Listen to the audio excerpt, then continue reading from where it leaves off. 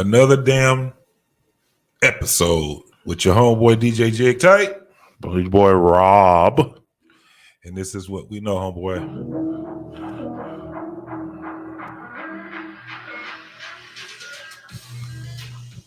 Dun, dun. Episode 11. We here again. We ready. Hey. We ready. Yep, we in this piece. We finally got a show during the week now. Yeah, we did one. What is it? Tuesday, Wednesday? Tuesday. All right, we got to make sure that we on all channels right now. Yeah. Oh, Facebook, YouTube, both YouTube channels. Yeah, man. Episode 11, make sure you follow us on Instagram, what we know _podcast. Follow me on Instagram, thankful_Robert. James, shout your shit out. Oh, yeah, you can follow me on IG at DJ_JIGTYTE. That's DJ_Jig Tight. You can also follow me on YouTube on DJ_JIGTYTE. And you can follow us here. If you are on Facebook or anything other than YouTube, other than the What We Know podcast, come over to our podcast, and hit that like, hit that share, and try to get us over to 5,000. We're at where we at right now, bro? Shit, like 2,200. Yeah, 600, something like that. 2,600. So we're trying to get to 5,000 subscribers, man. So it will be greatly appreciated if you guys can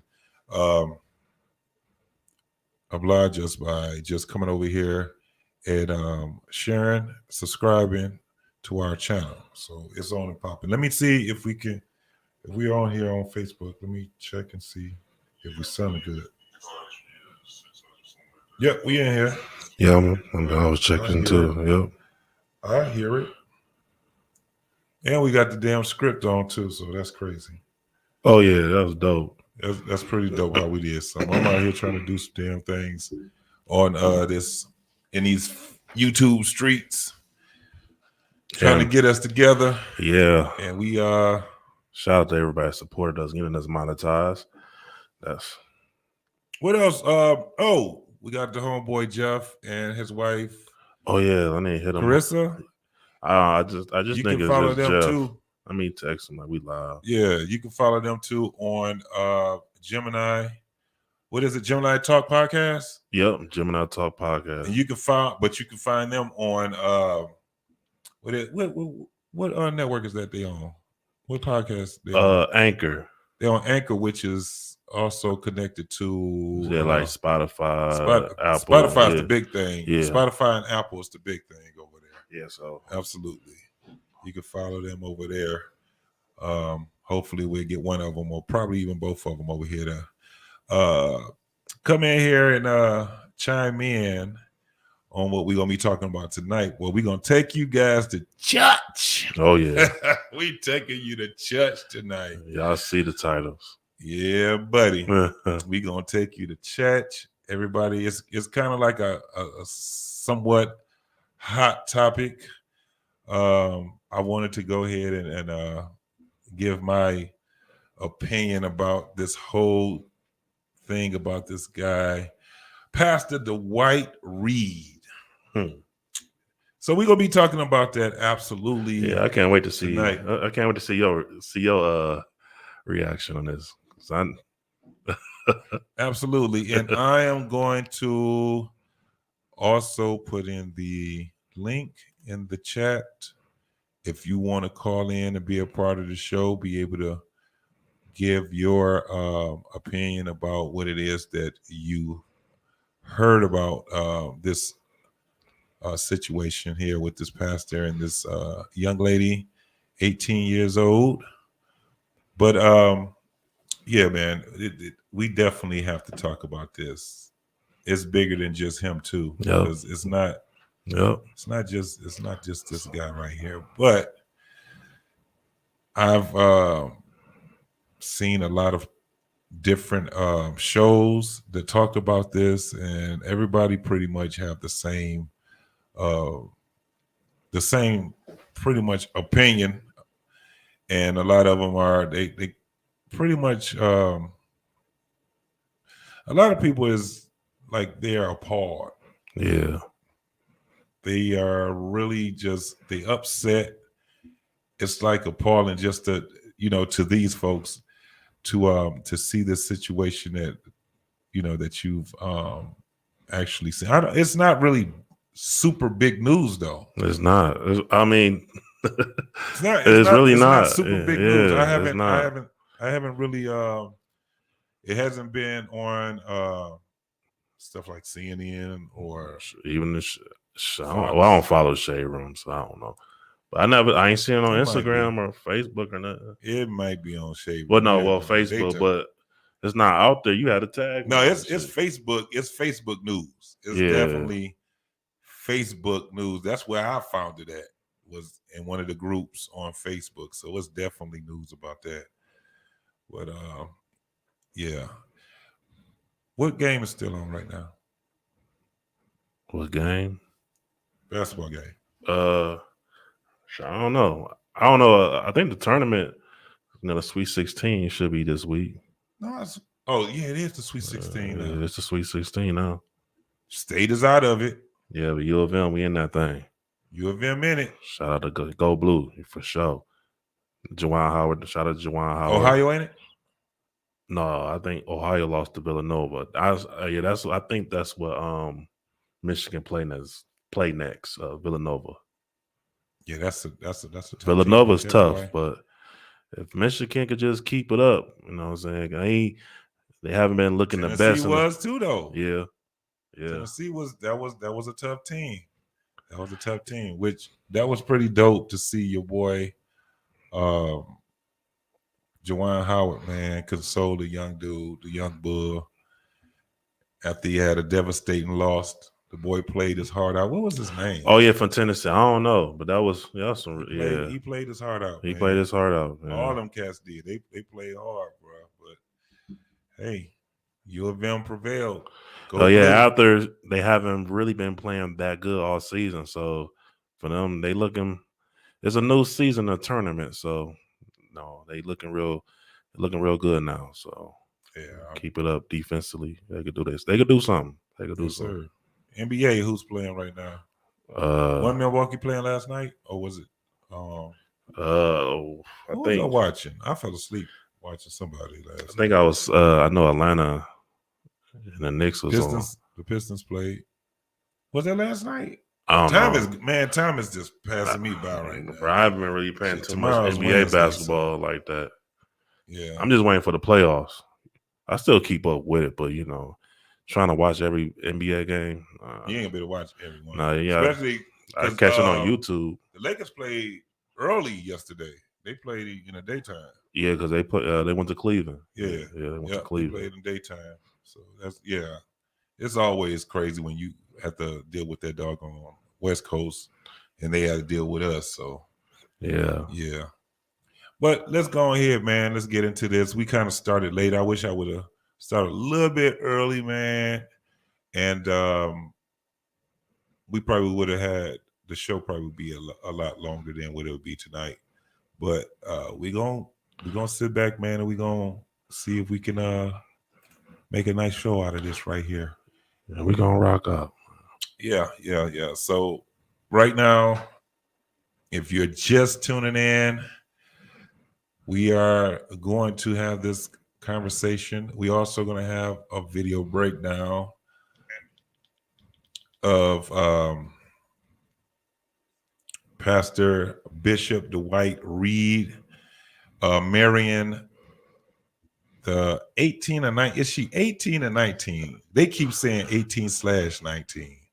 Shit, all the same in my eyes, but I think that heard 19. They keep saying 18/19-year-old Jordan. Now her last name is Reed. And matter of fact, let me read this right here to give a bio, because this man is He's pretty big over in Iowa. This is where it definitely comes from.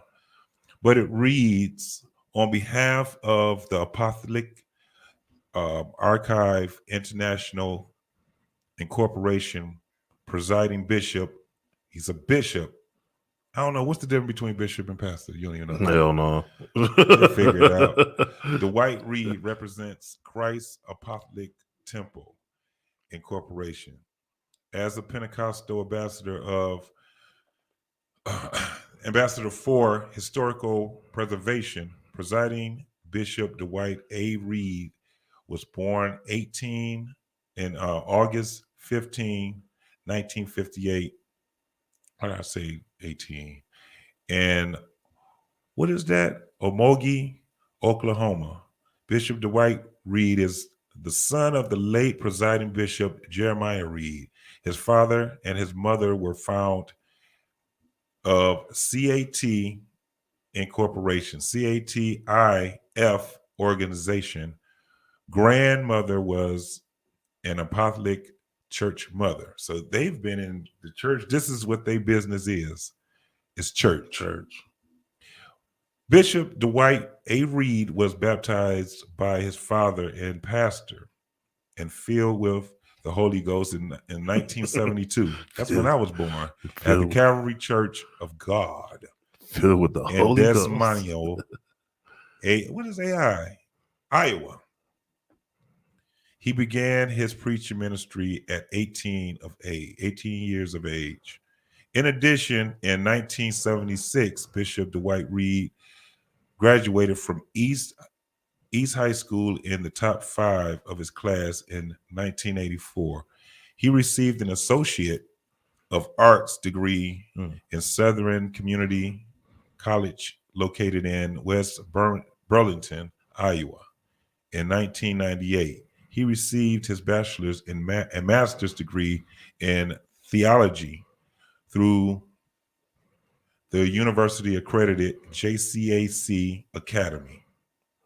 He was an assistant to the pastor for nearly 20 years. His duties included Sunday school superintendent, Sunday school teacher, van drive choir song leader, devotion leader, baptizer, fundraiser, team leader, prayer warrior, altar call, receive / worker, elder, church, chief counselor, preacher, and teacher. His ministry included serving as a grant writer for the Christ Apostolic Temple Incorporated programs, Meals on Wheels, and the abstinence class. That's funny. He served on the sick and shut-in home visitation committee, the church board of directors, and maintenance committee. In the late 80s, he was director of the Eastside Substance Abuse Center and the Des Moines of Des Moines, Iowa. I hope I pronounced that right. In the early 1990s, Bishop Dwight A. Reed moved to Shreveport, Louisiana. Is it Shreveport? I'm saying that shit wrong as fuck. Hell yeah. I don't know. Where is that? Shreveport, Louisiana, to become pastor in Christ Apostolic Temple Incorporation. Later, Bishop Dwight Reed became pastor of Great Cooper Road Apostolic in 2005 in Shreveport, Louisiana, where he spearheaded construction of 6,000 square foot church building. Bishop Dwight Reed and members built the church with their own hands. In 1997, then Bishop-elect Dwight A. Reed became convention coordinator for the JCAC organization, negotiating hotel and travel arrangement for the organization. Bishop Dwight A. Reed was a close primary liaison for his father in various capacities during the presiding uh, bishopric role. As after 59 years old, he built of being academic and God prepared and as a pastor of Christ Apostolic Temple Incorporation.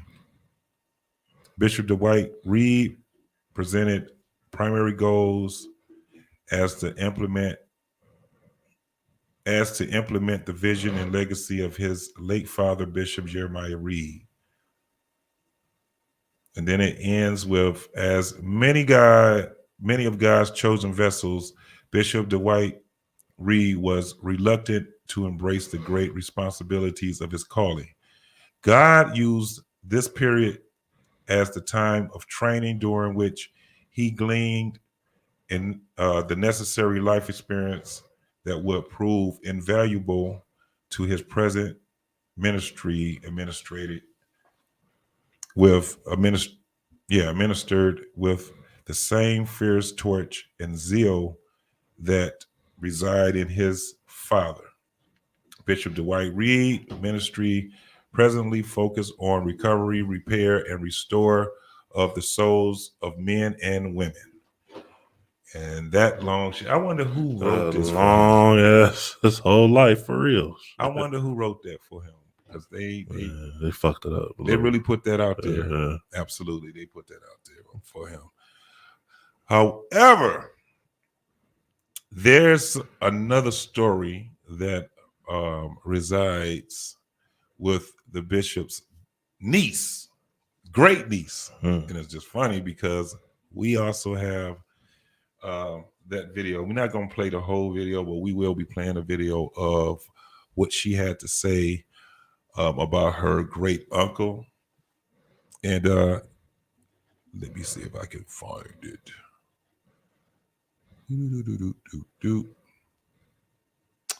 Let's go in here and look.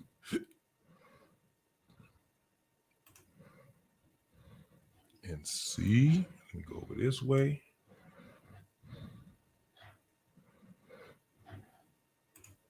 Oh, there it is. Whoop, there it is. There it is right there. So this is what we're going to do. We're going to go ahead and share this screen. Let's see if you guys can see it. Hold on. There we go. And we're going to play this right here so you guys can see what she had to say about her great uncle. And we got 60 people in here. 60 people in the room. Please, if you can, roll over there to that share button. Share it. Roll over there to that like button, like the video, and subscribe. Hit that subscribe button. Smash that subscribe button. It helps. Trust me. It helps a lot. Okay, what's going on, Zoe and everybody? So my name is Brittany Reed, and I am the great niece of Dwight Reed. I'm also an attorney, but I'm a baby attorney. I live in Louisiana now, but I'm from Des Moines, Iowa, grew up in Des Moines, Iowa. So that's me. There is. So at the great niece, her new auntie is 19 years old. So I told you I was gonna go there. We talked last night. That's what I told the boy destiny. But just seeing, your reaction, just give us your reaction. I guess how the family is feel about happening. Yeah, so we're just kind of in shock about all of this. And kind of embarrassed.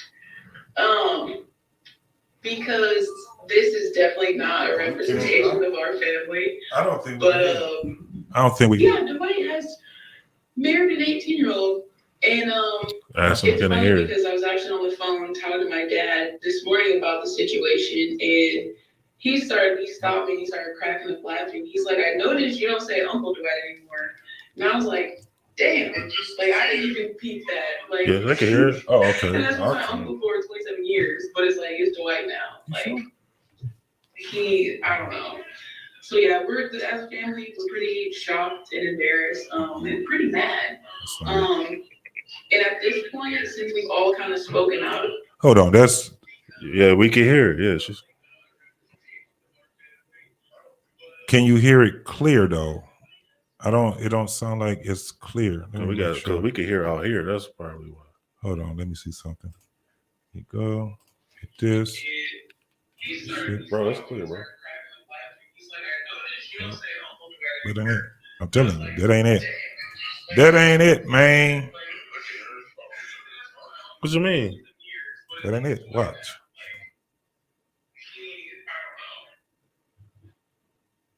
Yeah, they saying they can hear it. About it, he's cut us all off. He still has us on Facebook and things, but like, can you hear it clearer now?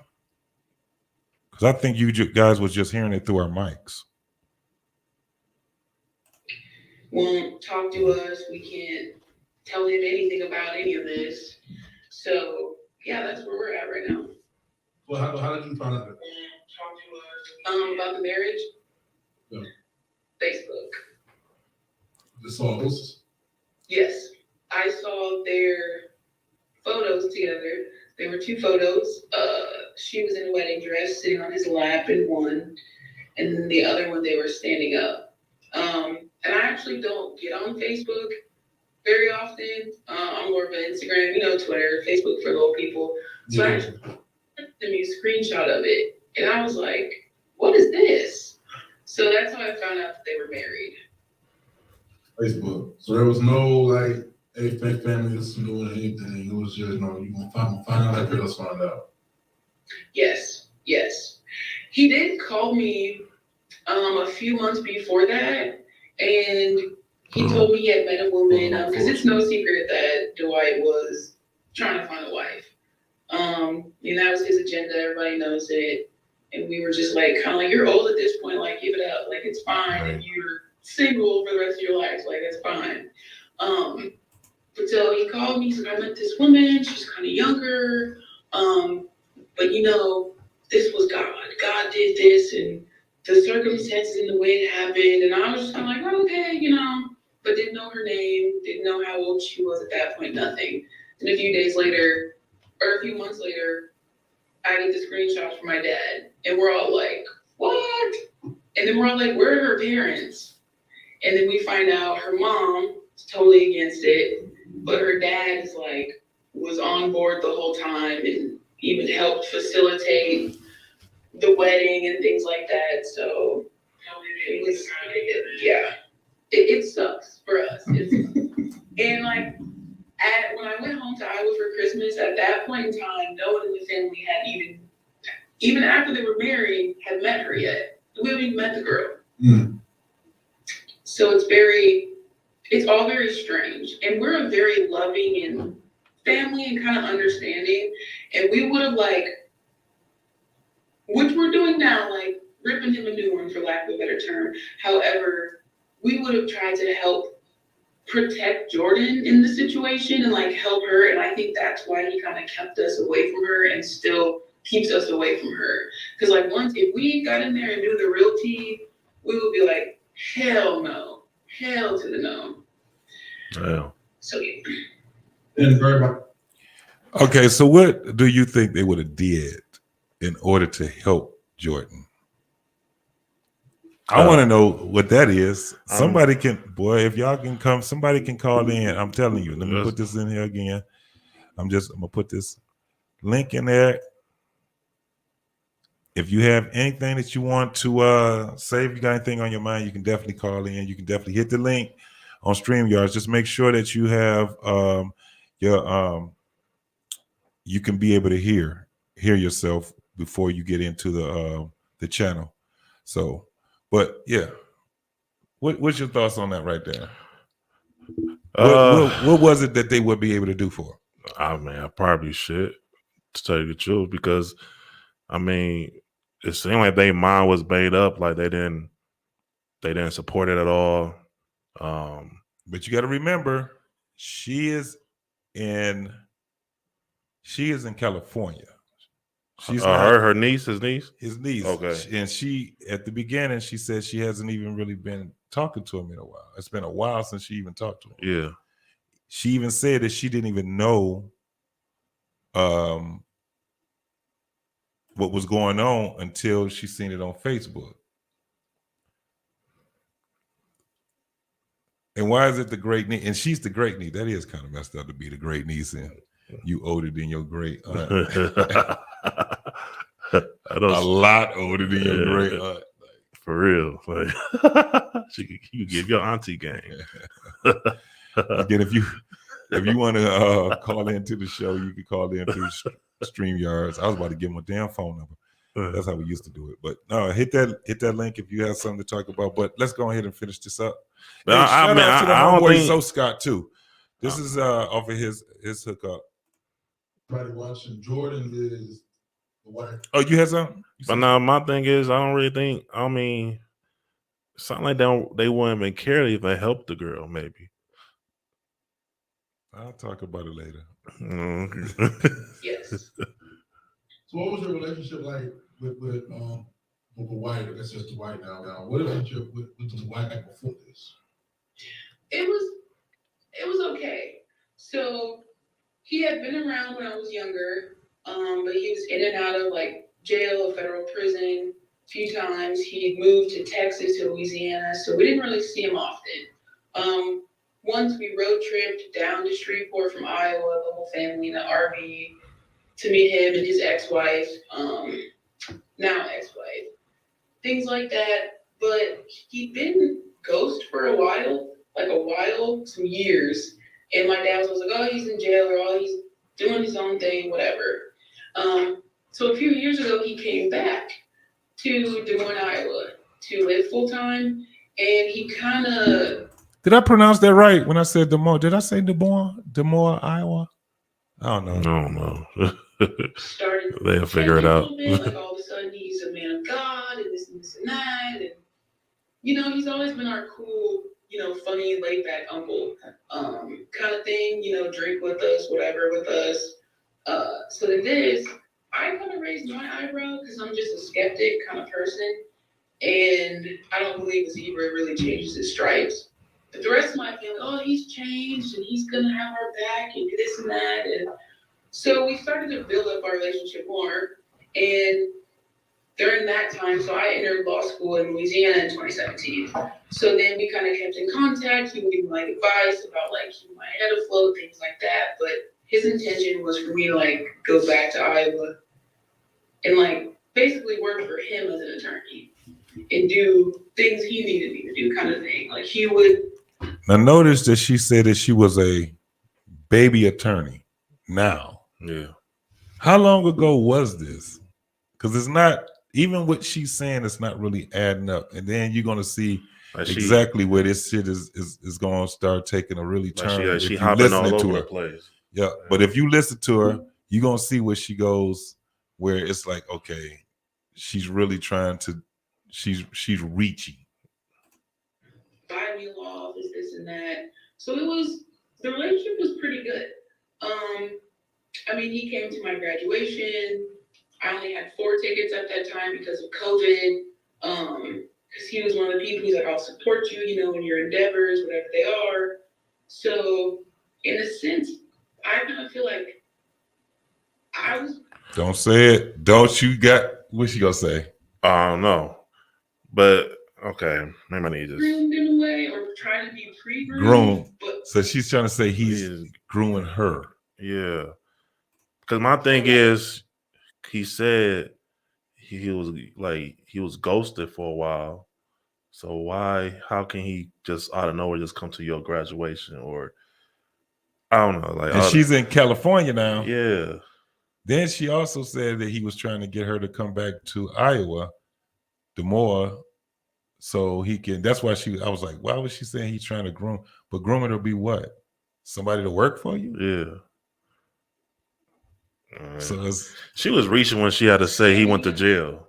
Oh, okay. like money. So I can totally see how he would be grooming Jordan to try to be his wife on some like weird stuff for his personal agenda. But I mean, we have a pretty good relationship. He has a pretty good relationship with the rest of the family. Hey, she shouldn't have did this interview. She's a baby attorney because if I see this shit, ain't no way in hell I'm hiring her. Well, he addressed it. Okay. But now it's like totally broken, and like he didn't mention this to anybody. And so it's just like that right there. That's how you know you're wrong. Yeah, that's real. So I mean, you kind of mentioned it, but the people like in their circle, like the people at the church or whatever, what's unsaid over there for them to feel like this is okay? Like not really the channel or just kind of going off it, Like, do you have an idea? I really don't know. And that's kind of why. That's why it's so hard for us as a wait a minute. If she was in Shreveport, didn't she say she was in Shreveport? Yeah, I think that's Louisiana. Yeah. He's all the way on the West Coast. He's in Iowa. She's in Shreveport. So she probably ain't talked to this man in years. Yeah. Damn. That's why he could only get her. Because ain't nobody else came out on it. No. The people who surround Dwight, they're very cult-minded. So it's hard for us to she here for clout, man. To even figure out what's she here for clout. Like what the real dirt is and what they even really think. And even if they were scared or like didn't agree with it or things like that, are they gonna say anything? Like we don't know. And then also too, they're so loyal to Dwight, it's like they might tell us one thing and then run back and tell him everything he said. So we don't really know.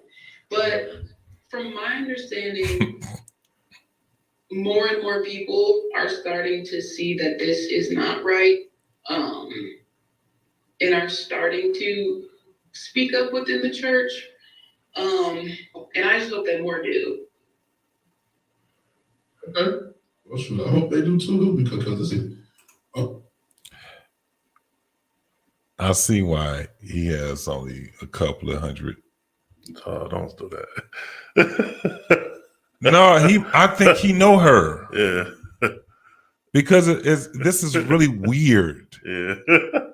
This is really weird. It's kind of weird that the great niece from Shreveport is the one that actually is the one that's talking. But I know why a lot of other ones are not talking. But we're going to keep going.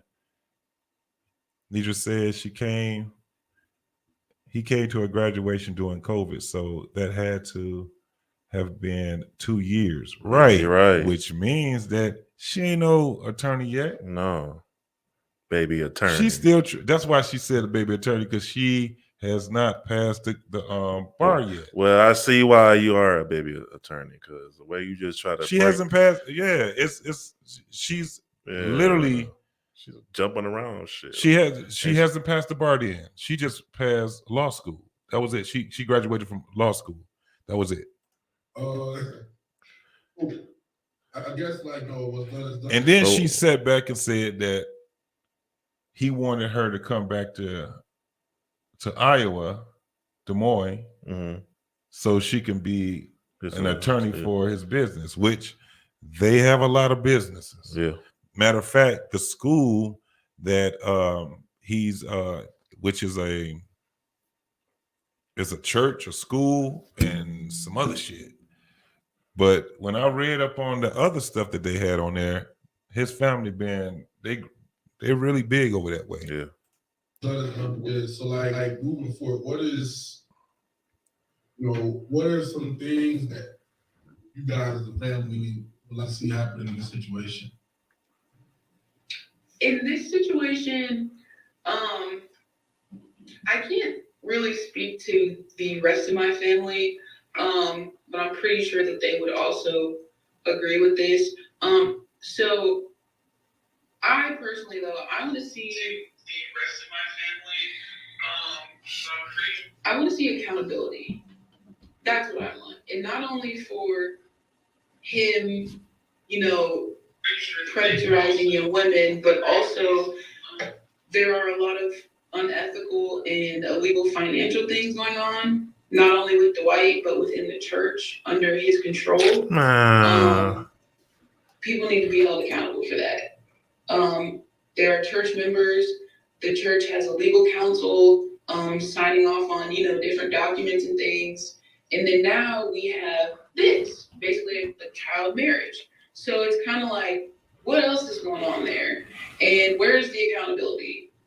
So that's what we want to see. We want to see accountability, and we want people to be restored back to their, just and right position. Yeah, this is not a good interview at all because he's just terrible. letting her talk. He's not challenging No. anything that she's saying. He's not asking her anything when it comes down to him, checking out and seeing and vetting what she's saying. Yeah. He don't even have to do it because she's already stated that she knows nothing about her uncle right now. Knows nothing about her. Got my boy Jeff that's over here, man. I don't really. No, it gets better though. Yeah. It gets a whole lot better once you. I don't believe he was at her graduation. Right. Hold on. Let me get my man Jeff in here, man. Let me add him to the stream. What's up, boy? Yo, what it do? What up, Jeff? What's happening? Let me make sure we got Jeff on the Gemini Talk podcast. Yeah. Yes, sir. A regular guest now. A regular. Can you hear me?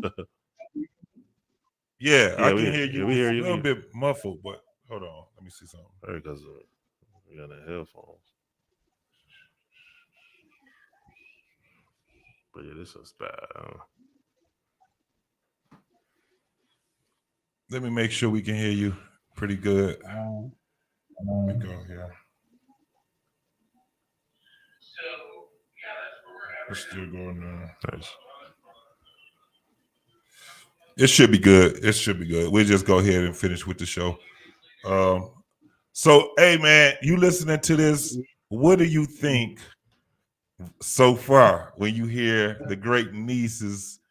This is a terrible interview, but this is the only interview I can see from this guy, Zoe.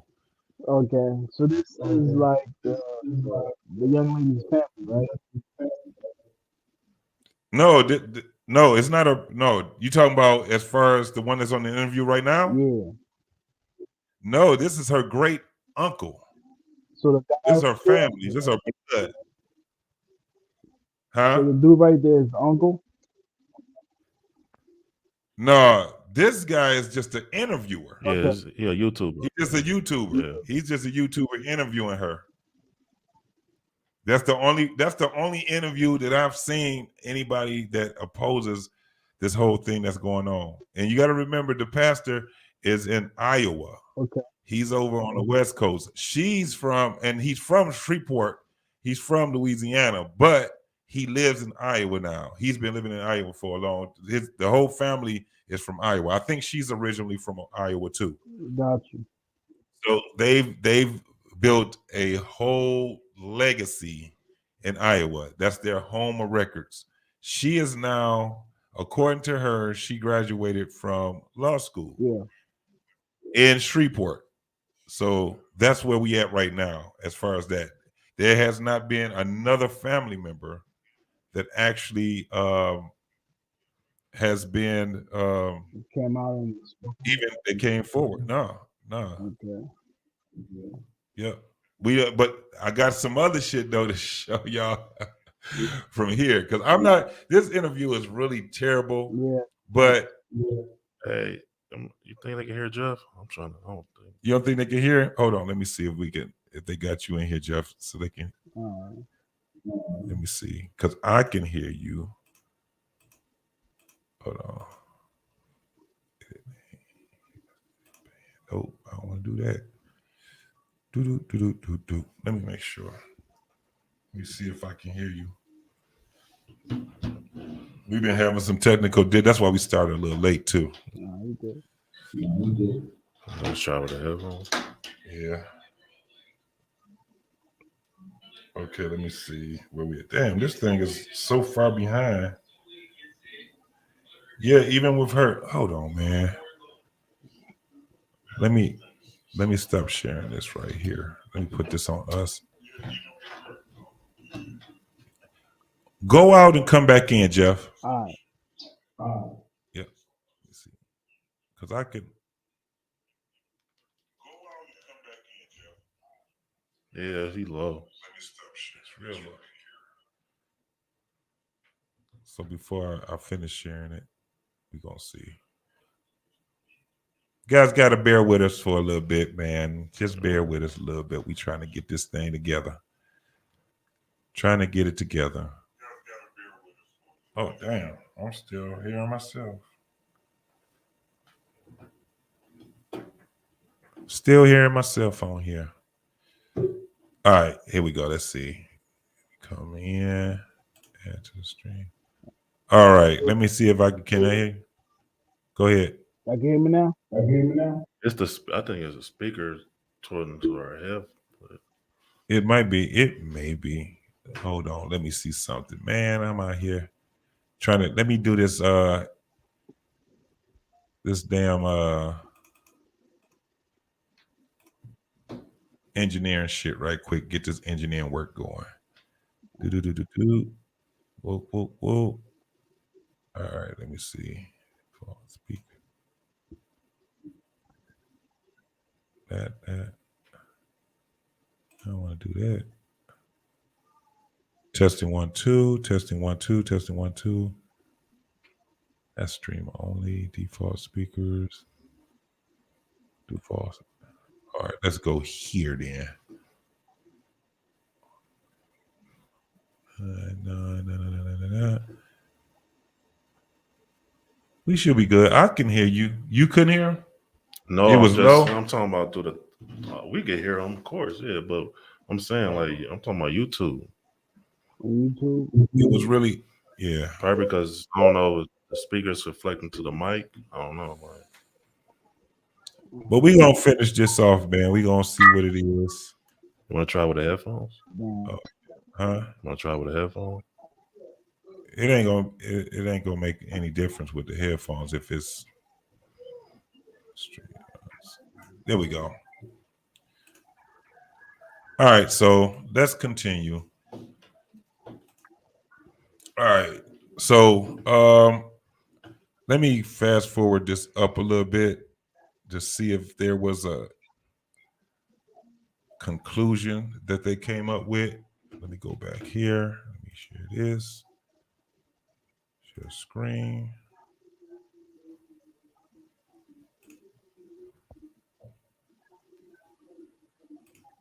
Tab.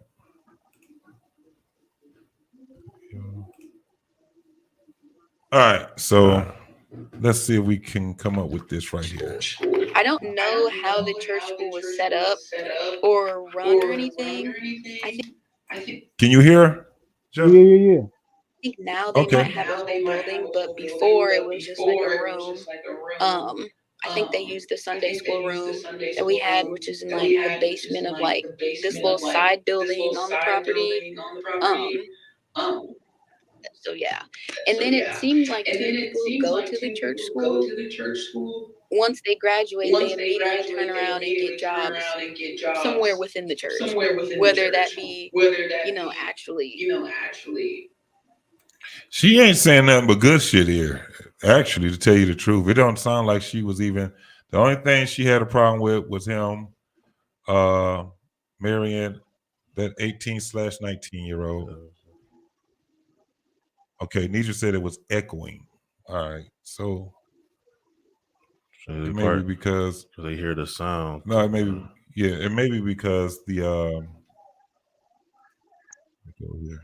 Let me try taking out my headphones. So I have the Chrome tab.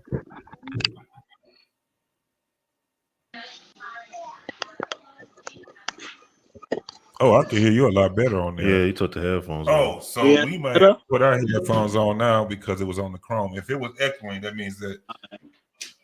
All right, so that's what it was. There we go. I know what it is now. Boom. You probably want these. There we go. We good with it now. So if it was echoing, it means that it came It came back in right. So you hear it now? Yeah. All right. So testing. You hear it, Jeff? Yeah. Oh, Oh, good. all right. Can you hear me? Yeah. Perfect. Oh, hold on. You muted out. You hear me now? Windows, Chrome.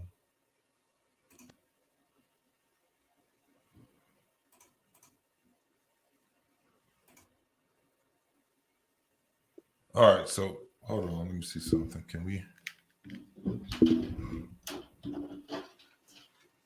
testing? Yeah, I can't hear nothing. Testing 1, 2. Oh, I know why. Nope, that ain't it either. Testing. Now, You can hear? yeah. What'd you just do? Turned it up. Testing 1, 2. Testing 1, 2. Yo. Yeah, Yep, we can hear all you. right, cool. Yeah. You hear us? Yeah. All right, cool. All right. All right, cool. All right. Hell yeah. Life doing the podcast. Yeah. All right, so let's move forward, man. Where the bishop had he was trying to address as much as he possibly can, but this shit was so damn funny. Oh, he spoke on it. Yep. He spoke on it. It was a whole lot of stuff because, like I said, we only know what we know from over this way, but they were, according to how he was addressing it, they were, he was being accused of stealing money.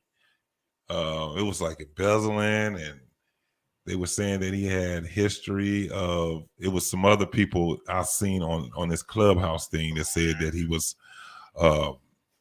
like they were victims of him and stuff like that. Nobody said anything about him sexually assaulting them and none of that stuff. They're not even saying anything as far as him being a predator or anything like that. The only thing they have a problem with right now is just that whole thing of him marrying this 18/19-year-old. Nobody actually knows how old she really is, so it's one or the other.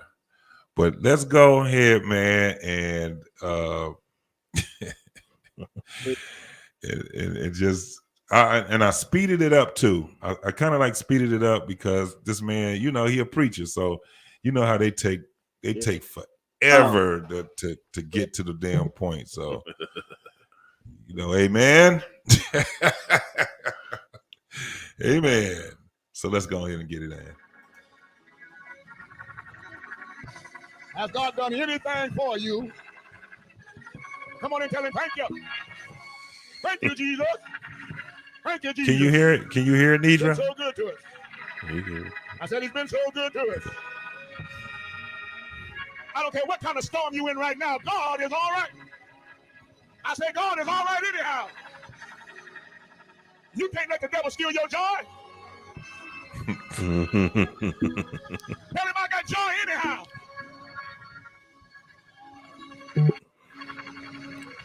Ain't nobody mad but the devil. You gotta learn how to praise God. And every time you come to church, man, you gotta give God some glory. Because he's been so good. And he's been so gracious unto us. Today is a special day. It is my father's birthday. And I shouldn't say my father, our father. Because he was a father to everybody. And some of these folk talking and lying now. He was your father. And looked out for you like you were one of his children. She was trying to find some clout. You can't muzzle me with lies. And you are not going to destroy this church.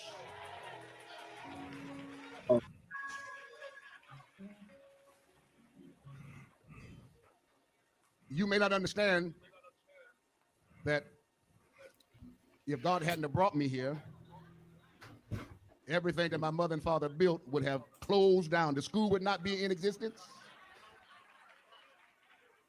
that studio wouldn't be there, and this church wouldn't be here.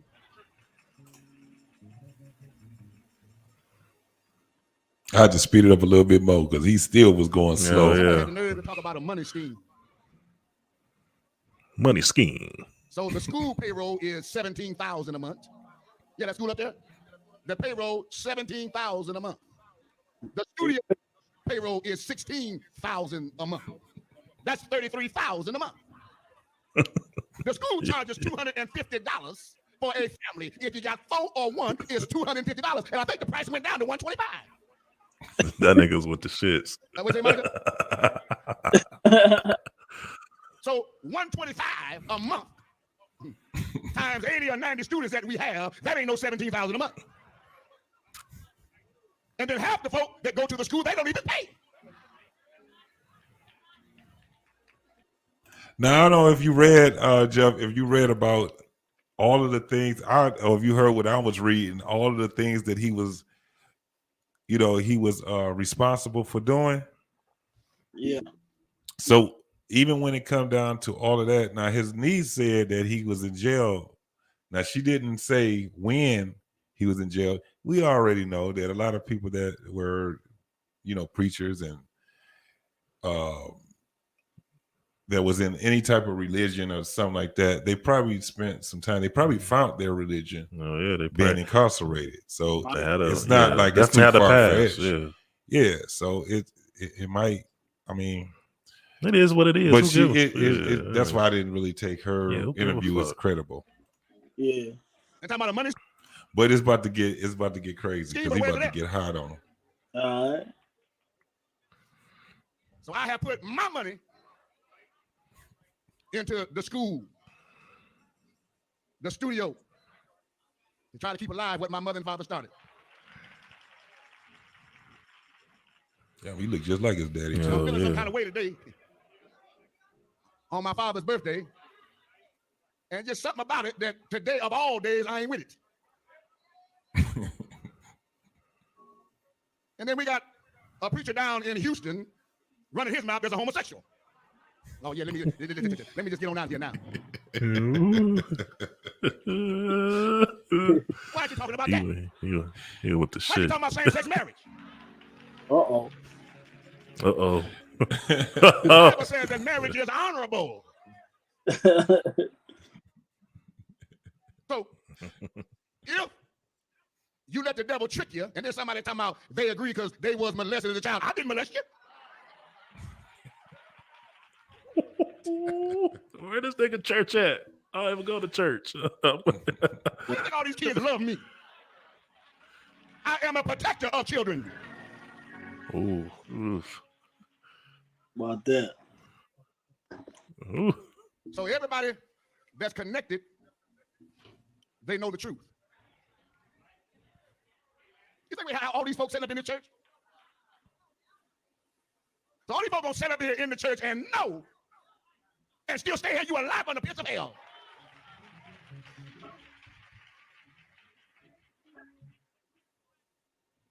So today, we're gonna show a video of my father. He's gonna preach today.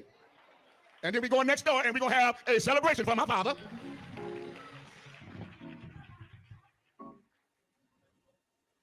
And I don't know what kind of Reed blood. Some of these folks got the last name Reed. There's something wrong with them. That was the niece. Right. That was the niece who he's talking about. I'm trying to figure out when I was sending you all that money every time you asked me.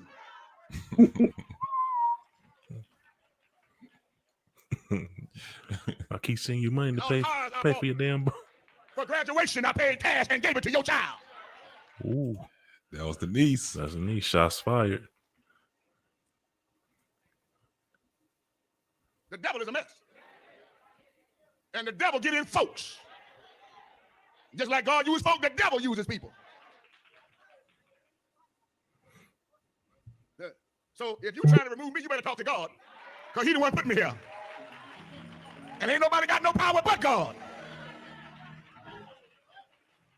See, they just sent me some stuff about the fella down in Houston running his mouth. And they say, Bishop, and I don't even know these folk. Here, put this out there on him. I said, no, I ain't going to do it. But I gotta say this little something here today. Why didn't I do that? So y'all can calm down. Because y'all want to get out the gate. So I don't want y'all to get out the gate.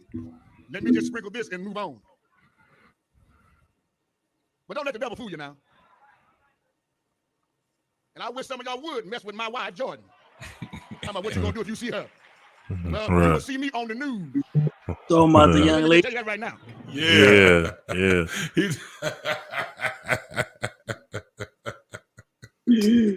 That man is serious. Nigga was serious. Be some furniture moving in this motherfucker. You think it's saying you gonna see me on the news? Talking about what you gonna do if you see her. You better walk by. And Jesus ain't gonna save you. Because that's my wife. And she grown.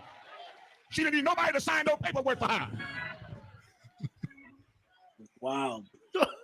Now, if this was out in the streets, y'all be saying she made a come up. But you a hypocrite.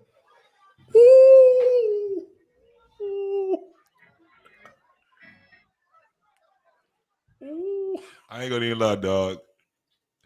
We have been looking at a lot of these shows, and you had a lot of these girls that was saying, what? I'll date somebody 65, 70. Yep.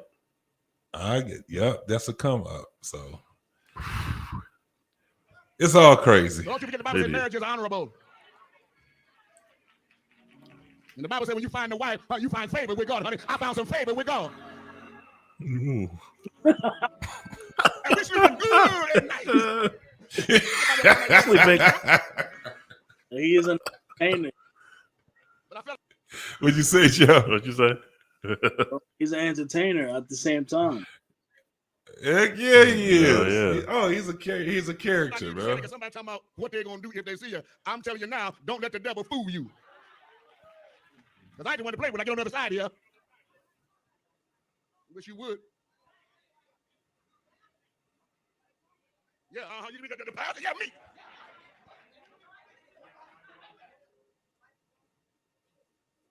It's just too far. It's too far. You start threatening bodily harm, that's a problem. And please don't come over here, because everybody in here is packing over here. Please don't come over here showing out. He with all the smoke. All the smoke, yo. All of it. Now, had to get that off, because see, y'all, you start talking about you gonna do something when you see her? Well, you done went too far now. You done went too far. And I want you to know you done gone too far. Because I ain't gonna do no whole lot of talking. But I'm gonna send a warning out there. Don't you put your hands, or try to put your hands on that lady right there. Fact. And they got this lie out that my father was forcing folk to get married. You a lie. You jumped up in front of the church when you asked who wanted to get married, and you jumped up.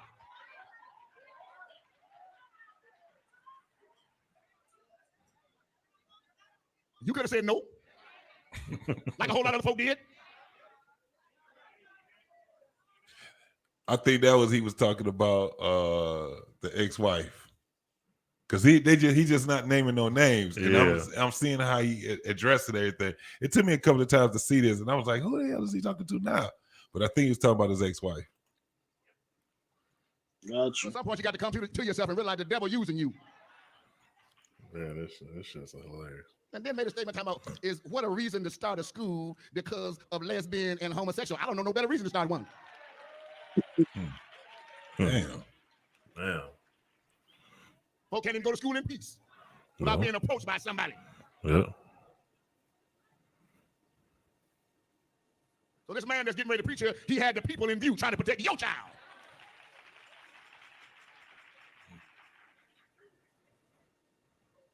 So yeah, that was a good reason to start a school. Because we don't believe in same-sex marriage. We believe they need to get saved. But we're not going to let you do what you want to do. The Bible said that a man shall not lay with a man like you do with a woman, and a woman ain't got no business laying with another woman like she would with a man. Why y'all straight up about that?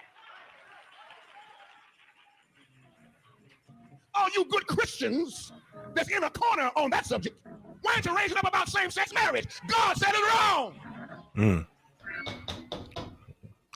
And that's all she wrote, y'all. That is it. It's a lot there. It's a lot. man. A lot, man. He was talking that. Oh Hey, man, it's a whole lot to really. All right. First and foremost, I need to know you fellas. I need to know y'all personal thoughts on being a man that is pretty much a senior citizen, marrying someone that is just getting into adulthood.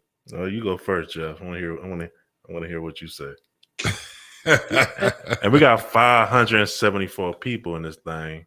Yo, oh shit! Please hit the subscribe, like, and share. Yeah, we got over 500 people in here. That's what's up. Thank you, yes, sir. The like button. Appreciate it. Well, yo, that's crazy, man.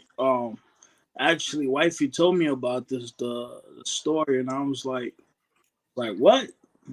63-year-old man married an 18-year-old. Because I don't know if y'all remember, last year there was the same story about the dude who was the godfather who ended up marrying the goddaughter. That shit went viral, right? And everybody was talking about it. I mean, I don't think it's right, to be honest with you, yo. I think she's too young. 63, 18, that's like what? 45-year gap. You know, I mean, what kind of future she's gonna have with him doesn't make any sense. I mean, if let's say he gets her pregnant, then is he gonna live long enough to enjoy those kids, you know, and be a father? Which that is the thing. That's where the rumor is right now that she's pregnant. Oh shit! That's the rumor anyway. That she's pregnant. Also, so it could be one of the reasons why they got married then. And the other thing that I found out, right, when I pull up the article, and they said that he's been like a counselor since she was 16. So she I feel went like to the that's school. She went to the school. Yes, she was at the school. She went to the school he was at. Yeah. So they have like a high school, or what kind of school is it? I'm not sure. It's something where it's connected to the church. So it's like it's kind of like we have a couple of churches like that where they have a bank, they have apartments, apartment complex, they have schools, they have, we have churches like that where they just made it a whole business. So I don't know if it was just it could have been a private school where it could have been K through 12. So it might was that. That's probably what it was. Okay. So yeah. Nah, but absolutely. The thing is, so if you've known this young lady since she was 15, 16, now it's looking like, were you grooming her? I mean, it looks right. And like I said, I don't think it's right because she doesn't really know too much about life, and even motherhood, really, because it's just messed up, man. I think that, I mean, is it legal? Yes. But then again, every man has their limit as far as like how young, they want to go as far, when they want to date younger women, but I think 63 and 18, that's a no, man. That's crazy. I think that's crazy. So, Rob, what you think, bro? That's my thing. Like, okay, it really depends how you look at it. Like, what's wrong about it?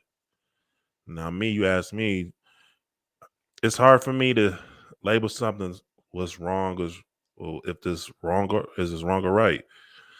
First off, hey, it is. I mean, people can say what they say. The girl's 18.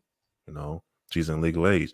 In different countries, hey, a dude our age could probably talk to a girl who's 17 years old. No, but you got to So- remember we have states still. We have states that the age for consent is 16. Okay. So Okay. I'm gonna look and see if Iowa is one of those states. But go ahead. Finish.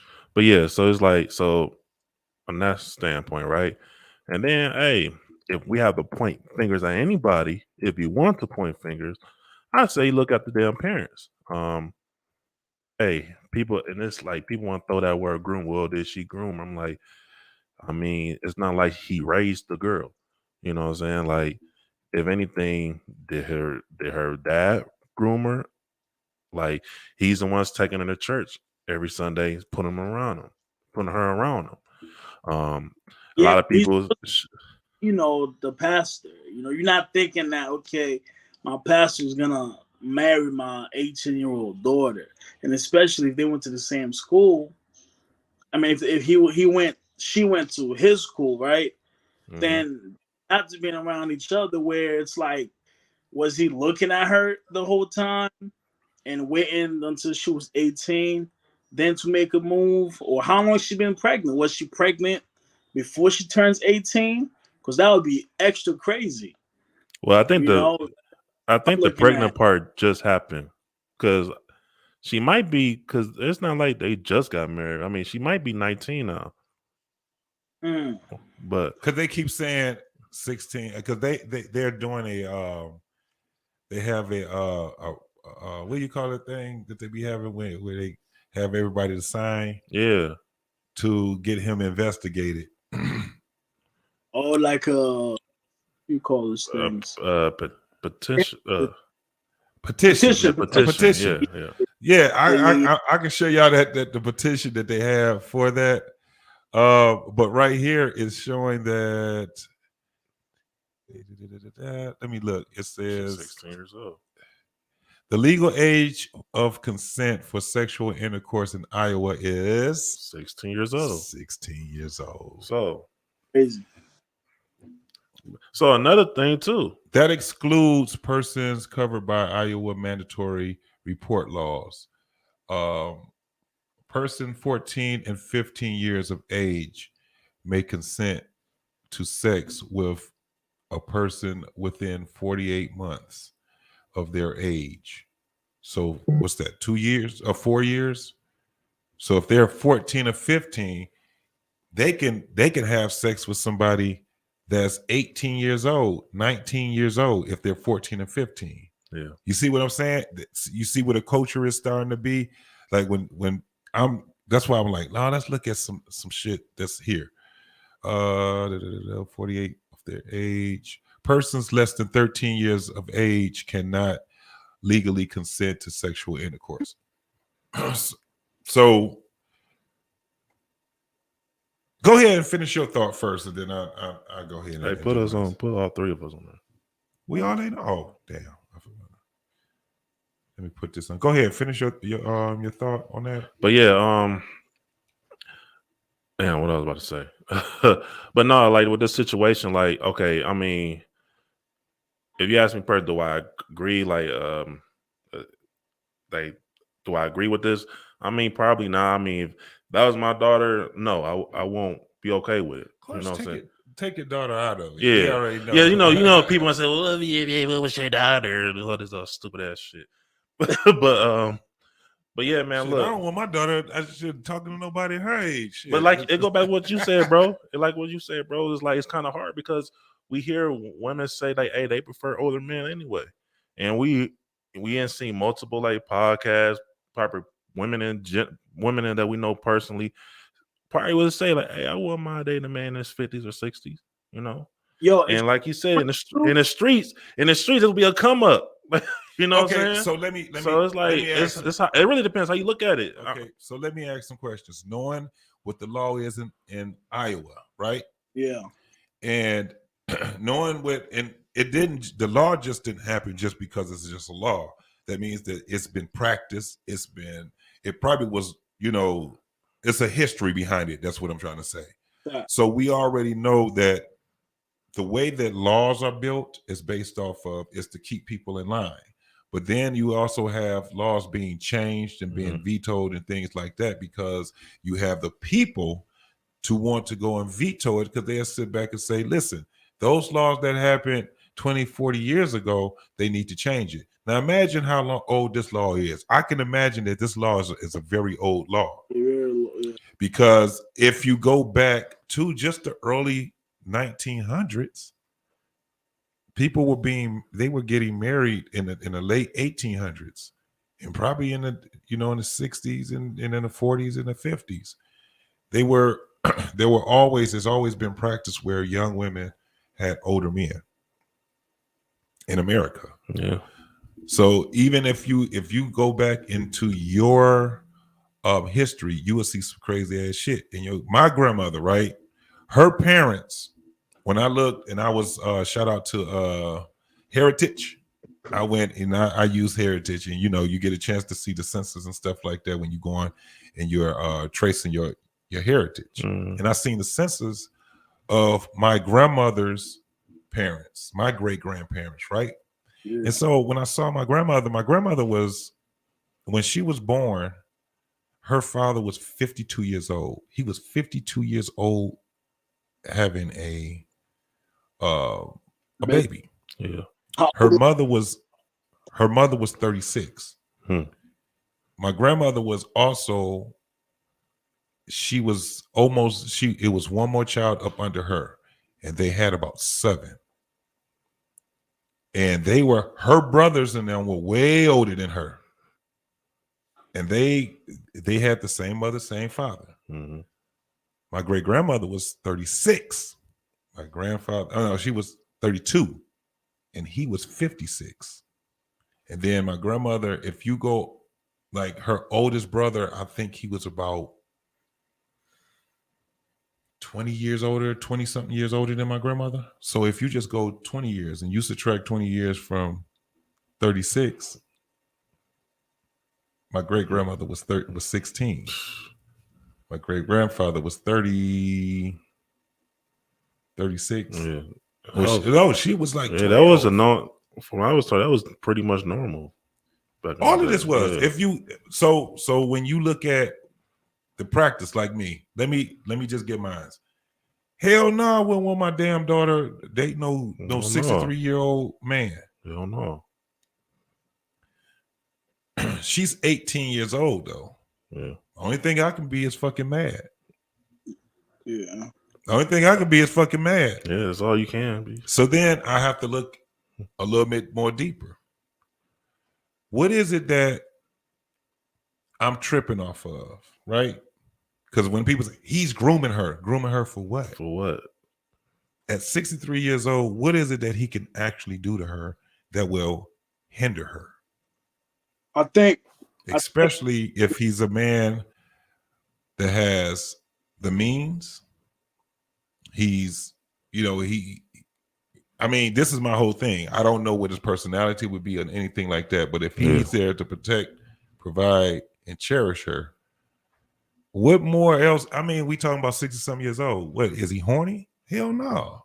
What is he grooming her for? You dig what I'm saying? It's a little bit different. Like I said, I don't agree with it, but I do see why it would be at a point where an old ass man, first and foremost, we got to keep it 100. Men like younger women. Yeah.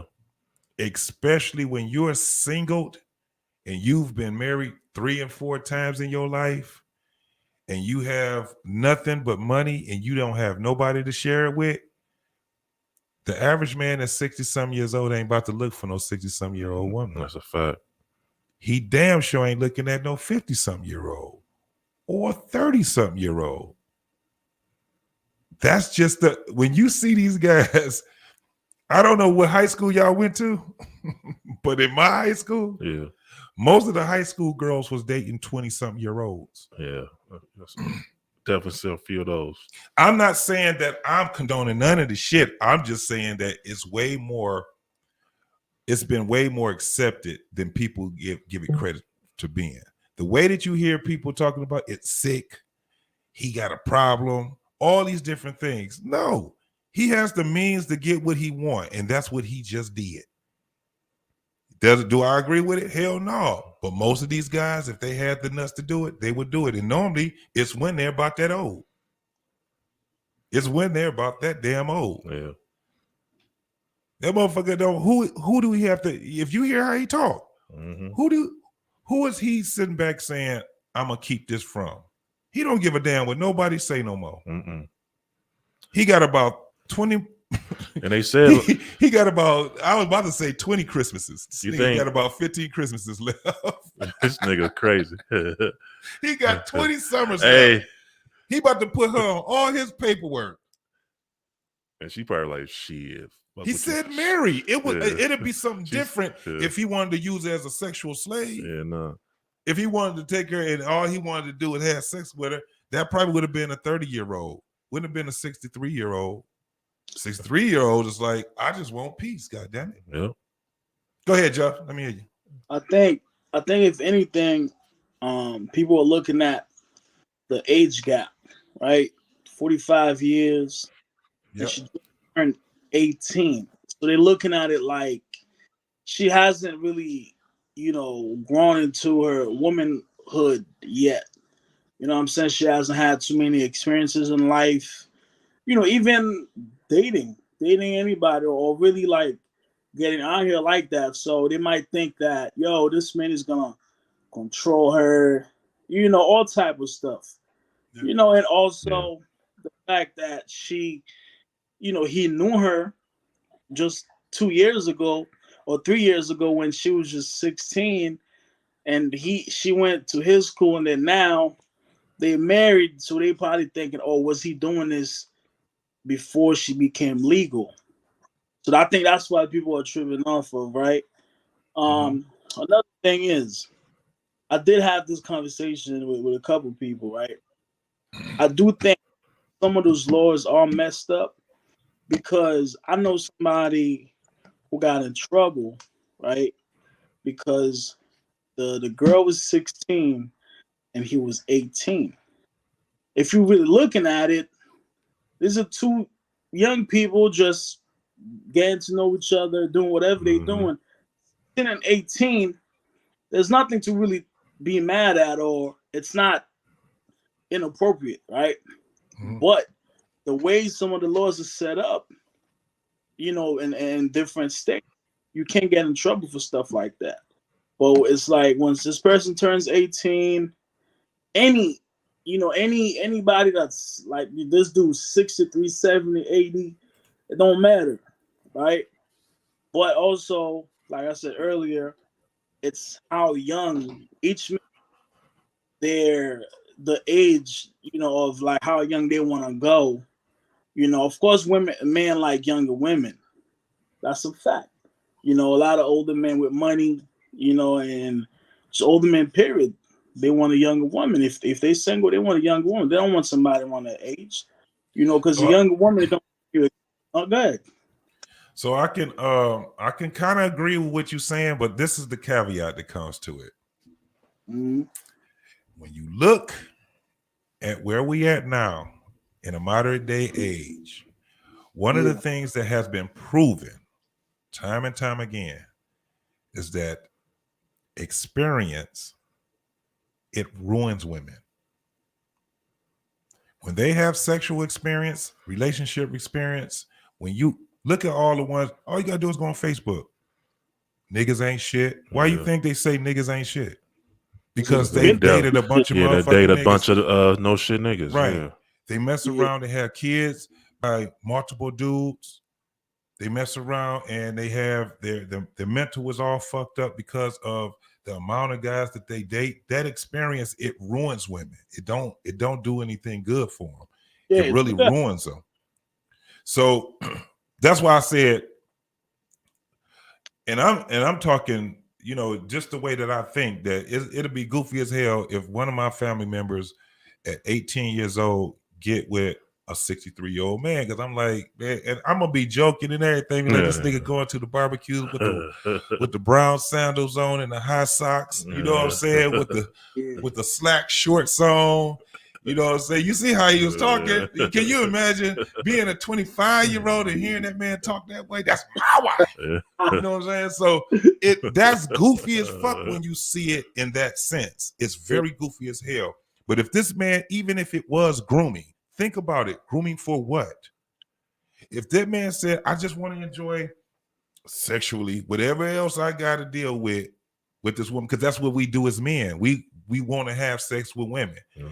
I get the whole thing. Like I said, that shit looks goofy to me to see. But if she can sit back, because she's 18, and I got another point to that, but she's 18.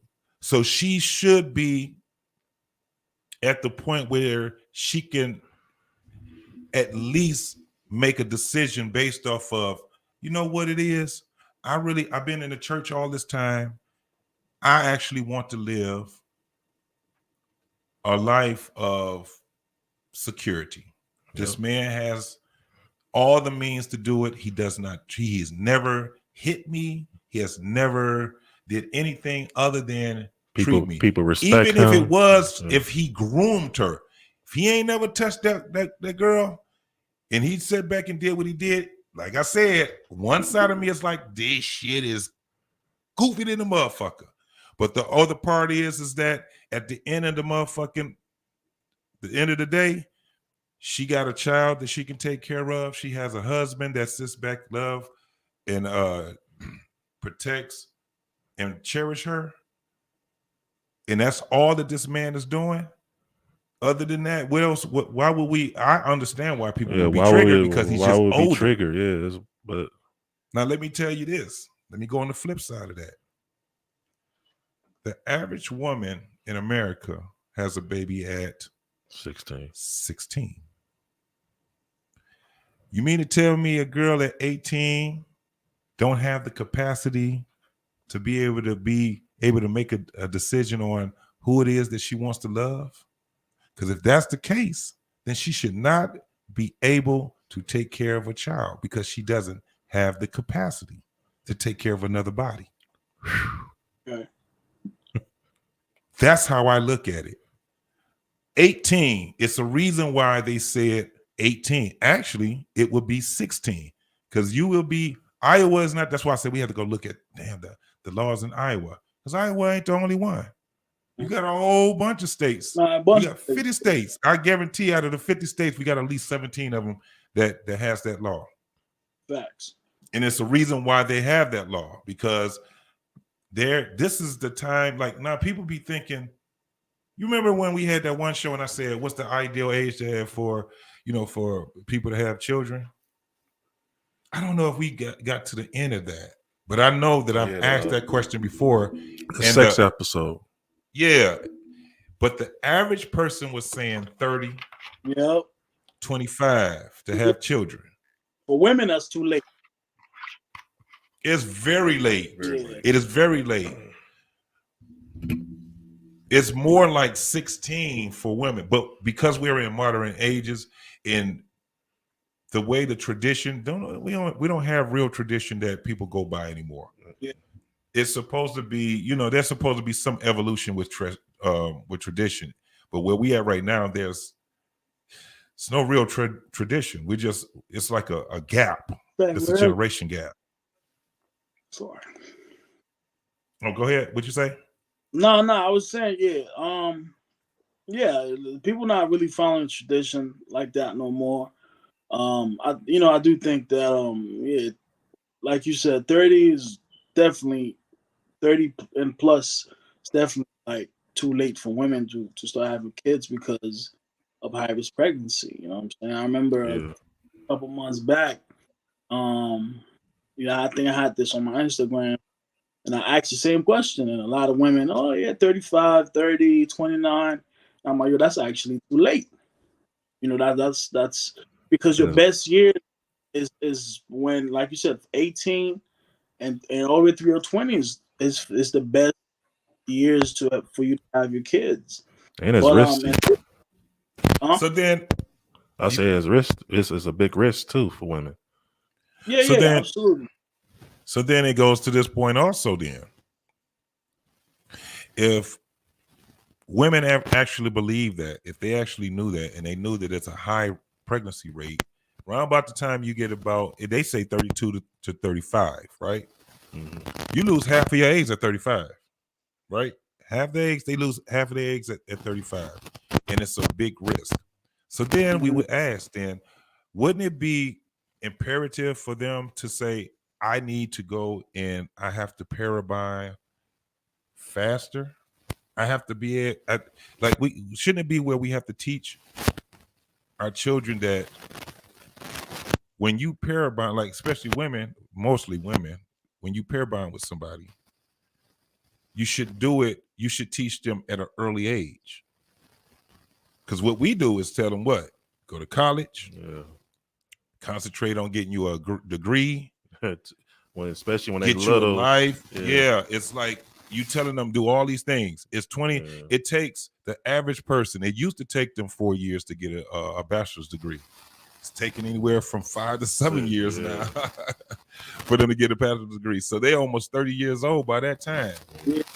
Now what you're talking about is, especially if they go into college, what's the thing now? Hot girl summer, spring break, all these different things. They're not talking about finding a man to marry.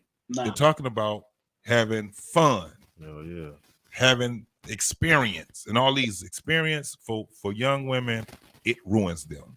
That's a fact. Nobody is telling them the truth. I want to be able to have experience. I want to be able to do this and do that. For what? What are you trying to do all that shit for? You don't got enough time on some real shit. You ain't got enough time to be out here tripping. You ain't got enough time to be out here going out here having hot girl summer. You fucking it off. Before you know it, you're gonna be 30 years old. Women, right? Wait, don't waste your good years, man. Save your good years for your husband. There you go. All right. Save your good years for your husband. Yeah. One of the things that you should be doing is vetting your husband with the men in your life that you love, respect, and cherish. That's how you do it. When he know you got brothers and a father, he ain't really gonna be susceptible of coming out there and calling you out your name and hitting you over the head. He's gonna keep his ass in check. If he know that you got a father that you're close to, guess what he got to try to do? Break over that barrier, jump over the barriers and all of that thing. This is what's happening right now. We can't even get that anymore. Why? Because all we see is the girl and she got a relationship with her father. Father could be there, but she ain't got a relationship with him, or she don't respect him, or she don't like him, or she don't even talk to him. You would have thought that young lady at 18 didn't know her father. But on the contrary, Mon Frere, it was her father and that old ass man that actually did the handshake. They did the deal. Said the father paid for the wedding, did he? He did something. I don't know exactly what it is, but because I can't take what the great niece was saying. She was saying that he had something to do with it, but she all the way in Shreveport. Shreveport. I keep messing that name up, but she's all the way over there, and she's just, I don't know. She's being messy. She's being messy. Clout, for sure. Hey, so a lot of people said, what's your thoughts on the girl mother? Because a lot of people said that she's not she don't support it. So but she ain't. Listen, this is the thing. How they know? That's what I was about to. The only family member. That's why I want to know. The only family member, because we could have a part two if I hear the mother come out. But I'm telling you, in this, when I look, they're in Iowa. They're in a religious setting, and this ain't no little bitty ass church. This man making some, and it's not just a church. This man is his family they got dough. They got paper. That whole family got, it ain't nobody in the family coming out. The great niece that came out and said what she had to say, she's all the way in Louisiana. She's trying to get the paper. Right. But no, it's something that's why I was like, no, I'm listening to what he said. I had to watch that shit like 3 times. I was like, that's the niece he was talking about. when I gave you all that money and all that. Even when you hear her say, that was the cool uncle. That was the uncle, because you could tell before he was Bishop, Pastor Dwight Reed, that was Dwight. That was Dwight always getting himself in trouble, messing around, but he stayed in school. Evidently, because of what the credentials he got from what they were saying, this motherfucker was very intelligent. It just got to the point where, because he just recently got to be a pastor. For 20 years, he had assisted his father in the church. Now he's appointed, because now he's the dean, he's the pastor, according to what they're saying anyway. Yeah. So they got money in it, and this is like, it's a different type of culture. That's my whole thing. It's a different culture. That's all it is. Like I said, I'm not condoning young women find a 63-year-old pastor. Yeah. I have my when it comes down to the church, I have my my reservations about that too. I got the same. You know what I'm saying? So, but when you looking at just how people are looking at it, as where they're saying that he's grooming her, and it's like, yeah, they call him a pedophile and all this. Yeah, all that pedophile shit. No, pedophile is if she was prepubescent. Yes. She has to be prepubescent. She can't be 13, 14 and up. That's not a pedophile. Yeah. A pedophile is 12 and down and earlier. That's what a pedophile is. And people saying they need to call the police. The mother should have called the police. Like, what are they gonna do? But they keep saying the mother, when what they don't understand is the natural order of things is the father is right. That's why people keep saying, like when you were saying blame the father. Yes, he takes on all the blame. Yeah. He takes on all of it. So if the father was sitting back and was like, this is what it is, it's funny how people say, well, he must have owed him something. No, maybe he understands. Yeah. Maybe he do understands. Like, and especially church folks. How old was Joseph? He was 36. How old was Mary? She was 14.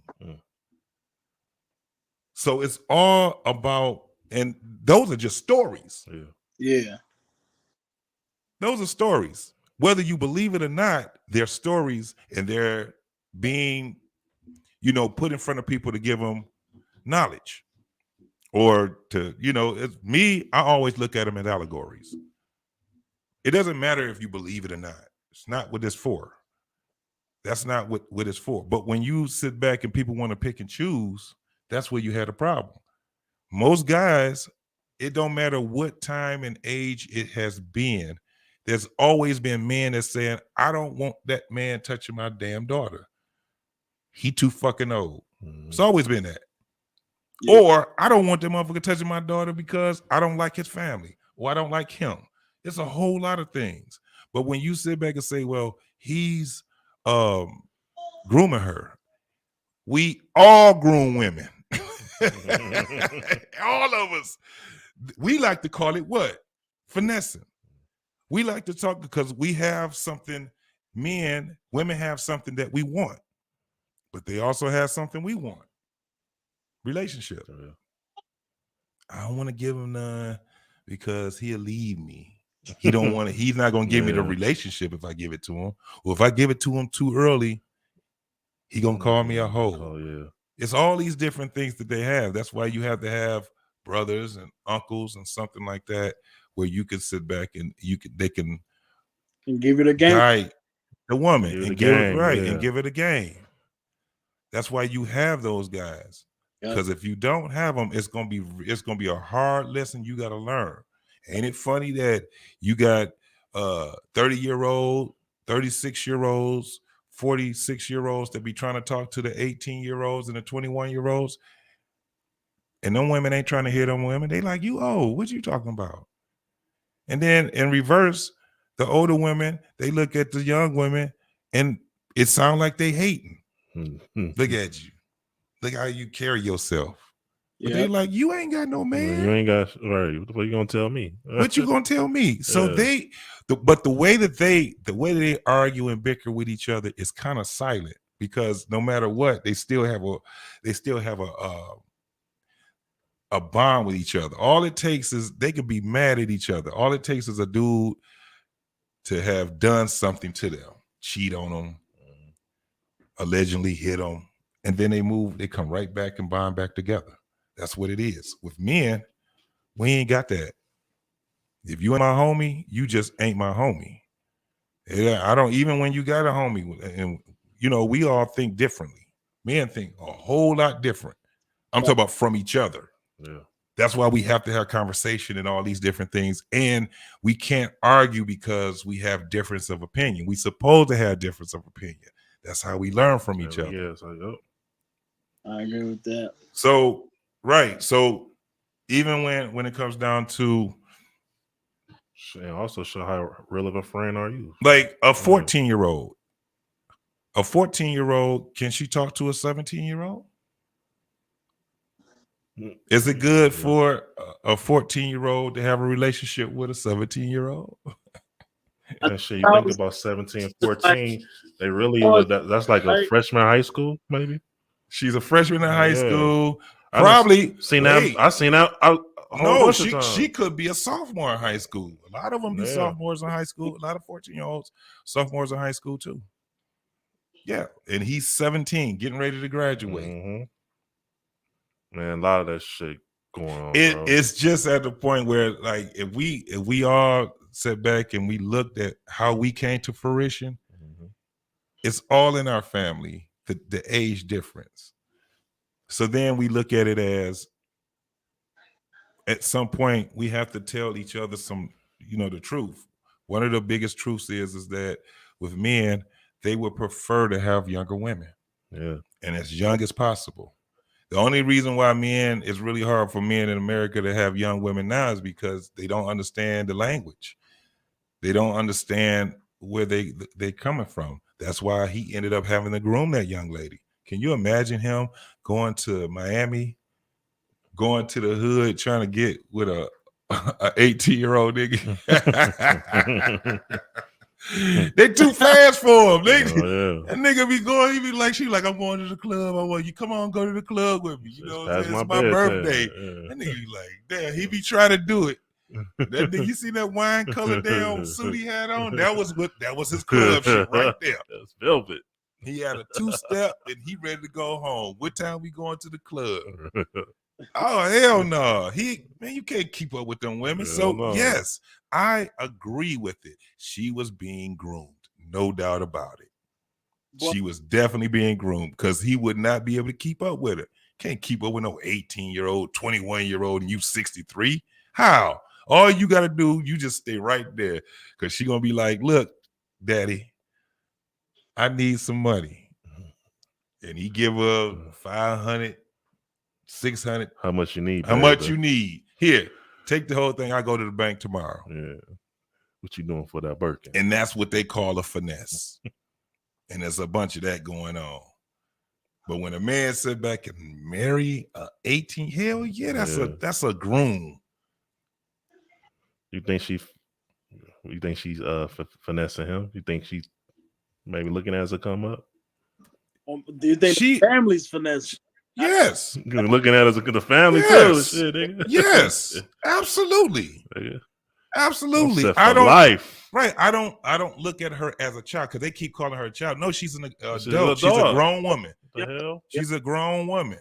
Grown woman. No. Because she's a child now, but when she got that damn baby at 17, now she's a strong, independent woman. Ain't that crazy?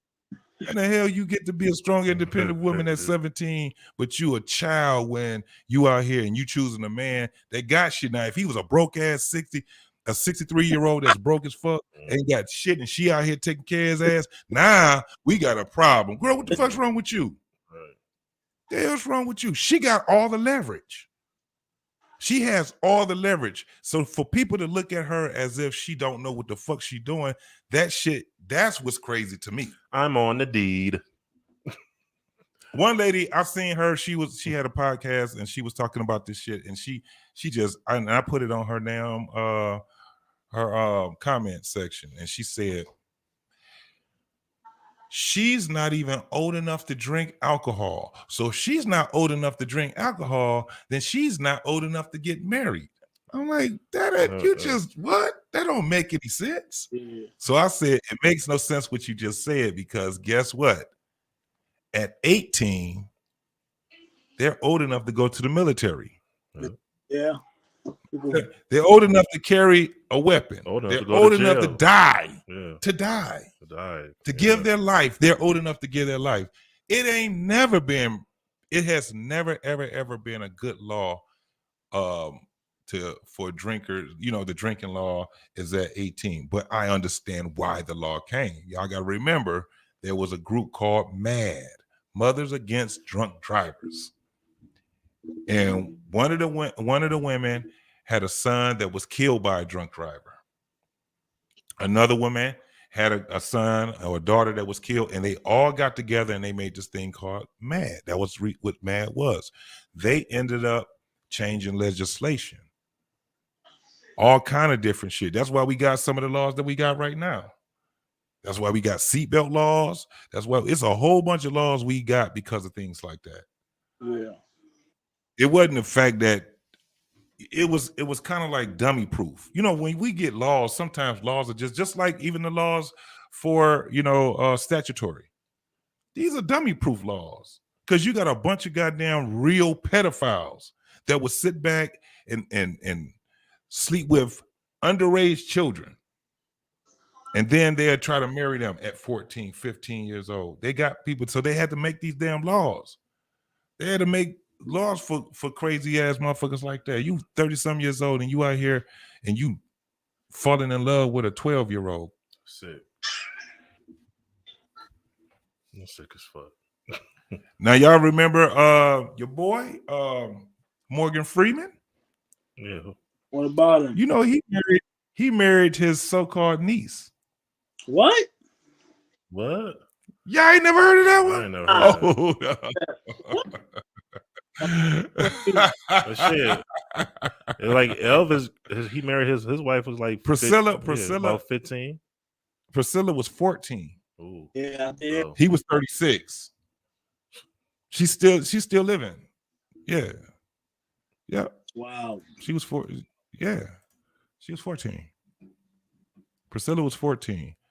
But hold on. Let me show you this right quick. It was a couple. So it sound like, so you think if they really Jerry Lee, what's his name? Jerry Lee Lewis. Yeah. He married his own cousin, which was underage too. Damn, what's wrong with these niggas? I'm trying to tell you. You got some laws where if the parents kind of like give the rights over to the guy that's gonna marry that daughter, that can happen. I think the 14, 15, the emancipation law. Yeah. That can happen. But why does that exist? Why does that law exist? That's why we have to look at the history behind it, because there's always a history that's behind it. And like I said, those laws, man, these laws, you got to remember, some of these laws, man, are 300, 400 years old. A lot of these laws are very old. Back then, that's why you have to. I didn't hear you. I said back then, shit like that probably was looked at as normal.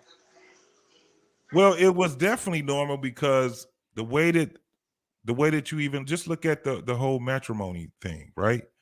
Men are responsible for women. Protect, provide, cherish, honor. It didn't used to be cherish and honor. It used to be protect and provide. Yep. And it was based off of it's a couple of things. Like if you look up how marriage actually came to fruition, which is very young. It's not as old as people think it is. But it came from the point of you had currency, and you had people that owned land and had things that they wanted to pass down to the next generation and not have it where it goes to just any old body. Yeah. So how did you do that? You do it through your wife and your heirs. But in order for you to have heirs that you can actually specific give it to, you have to marry them. And you have to deal with this whole alpha and beta thing, right? So you have very few men that were alphas. You have very few of them that were actually what they consider to be an alpha male. So they was getting all the women. This is where your kings and, you know, the ones that come up under that kingdom, and, you know, dudes that were knights and all these different things. So they had women, a whole bunch of women. And the dudes that didn't have a lot of women, it was kind of like they got together just like the damn the women's lib. They was like, we tired of this bullshit. We get together and we gonna start changing some shit. Some shit. And that's what they did. Yeah, because think about it, that you got a dude that's the most athletic, the smartest. He has the money or whatever currency they had. Women are attracted to that type of shit. Yeah. And he was an asshole.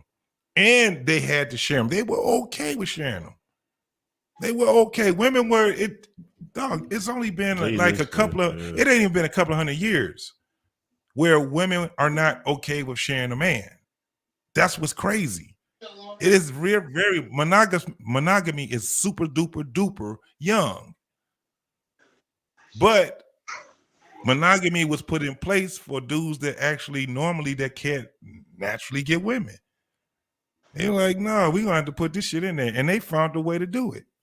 There's some parts of just look some of this shit up. It'll show you some shit, man. Yeah. They even put it in. They put it in religion. Monogamy had nothing to do with religion. You read the Bible, you be like, wait. That's why they always tell you the Bible is not a religious doctrine. Yeah, it's not. People take they take it and drive religion with the Bible, the Quran, the Torah. They that's what they do. So they talk about marriage, just like when they were saying with you know, think about this. If Mary, going back to the biblical, if Mary was married to Joseph, how did they get married? Did they go to the, you know, down to the county clerk's office? Did they jump the broom? Right. No. It was a whole different thing. You talk about that. We don't know. We talking about millions of years ago. Right. But because it's been so long, people can put their own little spin on that shit. They can put their own little spin on that. They groomed us. Everybody gets groomed. Everybody gets groomed. They groomed us, man. Oh, okay. So Morgan Freeman, this is what it said. Back in 2009, the National Enquirer read a report that Freeman had been dating his step granddaughter, Adina Hines, for 10 years. Wait a minute. Hold up. Damn, for 10 years. Crazy. The rumor resurfaced. Huh? That's crazy. Yeah. The rumor resurfaced last week with the claim that Freeman intended on marrying Hines. On Thursday, Morgan went to record to the record about what he called fabrication regarding his love life. Yeah. So it was still, it was like they were saying it was like a rumor or some shit like that. So he was saying it was fabrication. He was saying that it was a fabrication, but that's where you had him. Yeah, man. That's great. Yeah. I'm telling you, yeah. I mean, if you go and you start learning people's history, even your own history, you're gonna see a lot of shit where you be like, ugh. This shit, you know, this is just what it is. Yeah. My whole thing is that the way that people be like, that's sick. It's like, well, shit, everybody fucking sick then. You know what I'm saying? Yeah. It's like everybody fucking sick, because even look at what we got right now. Like I said, look at how the times are right now.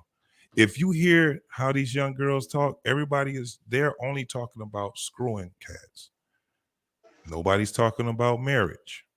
I know why. It's a reason why men ain't really talking about marriage, because when you actually look at it, it is very dangerous. You have to actually be able to vet the woman in order to be and see how serious she is. Yep. When you look at the statistics, you see that in the US, there's a 50% divorce rate out of the people that are still getting married. That's the whole US. 50%, 49%. It varies. And then when you look at it, right. Whatever. So then when you also look at it in the States, when you go to Michigan, for instance, I can just look it up right now and tell you what it is. Real easy. Michigan divorce. I can't believe I ain't never heard that Morgan Freeman shit. Oh no! How old? No, wait. No. So how old was she when he? We have to look all of that shit up. I can't remember, but she was very young. Okay, she was super young. Morgan Freeman, like younger than her, younger than Jordan. Girl? Morgan Freeman is God. You do understand that motherfucker old as shit. He ain't never died. There ain't never been a time he ain't never been here. Yeah. Lean on me. He look old as shit. He was crazy when he was Crazy Joe.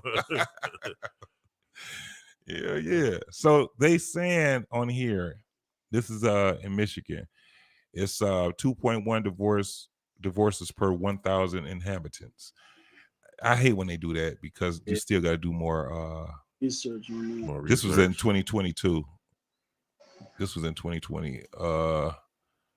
Yeah, it's per 1,000. I hate when they do that shit. Divorce rate is super high. Sometimes, the man definitely have to lose more when that shit happens. You know what I'm saying? Money, family.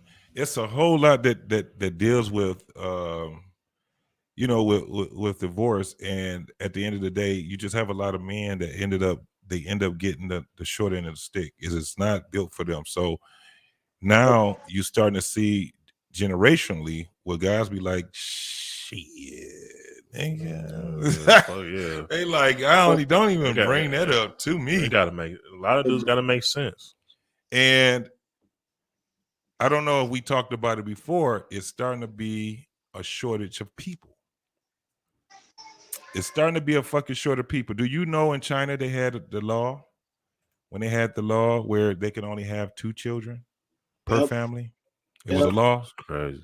They lifted the law, 2 years ago? And guess what happened? Yeah, they lift the law now. Now what they're trying to do is get people to have more children. They're trying to get people to get over there.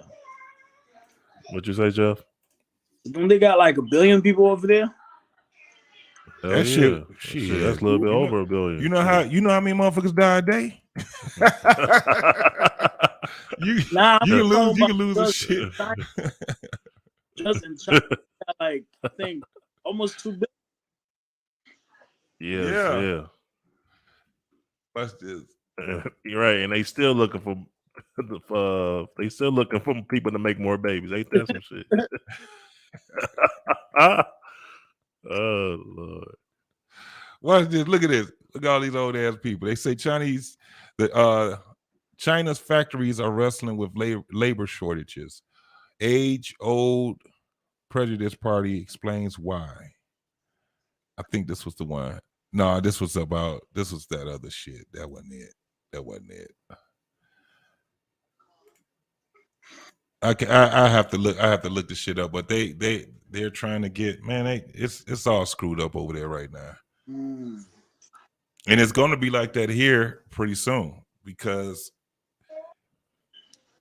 everything has been overcorrected and you don't have women and men liking each other at all. It's so bad with us right now. We little kids, bro. Yeah, it's just terrible with us right now, man, where that's why you see on social media where you see why men don't do this and why women don't do that. And why, it's just this women versus men thing. It's because the shit that they were doing in the 80s, the 90s, the early 2000s, it's all coming to fruition now.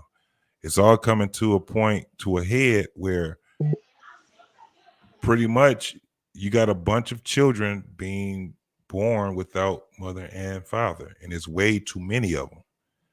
It's not like it's an anomaly. It used to be at a point, at least it was being balanced out, you know. At one point, it used to be at a point where you'd be like, well, shoot, the dad probably died.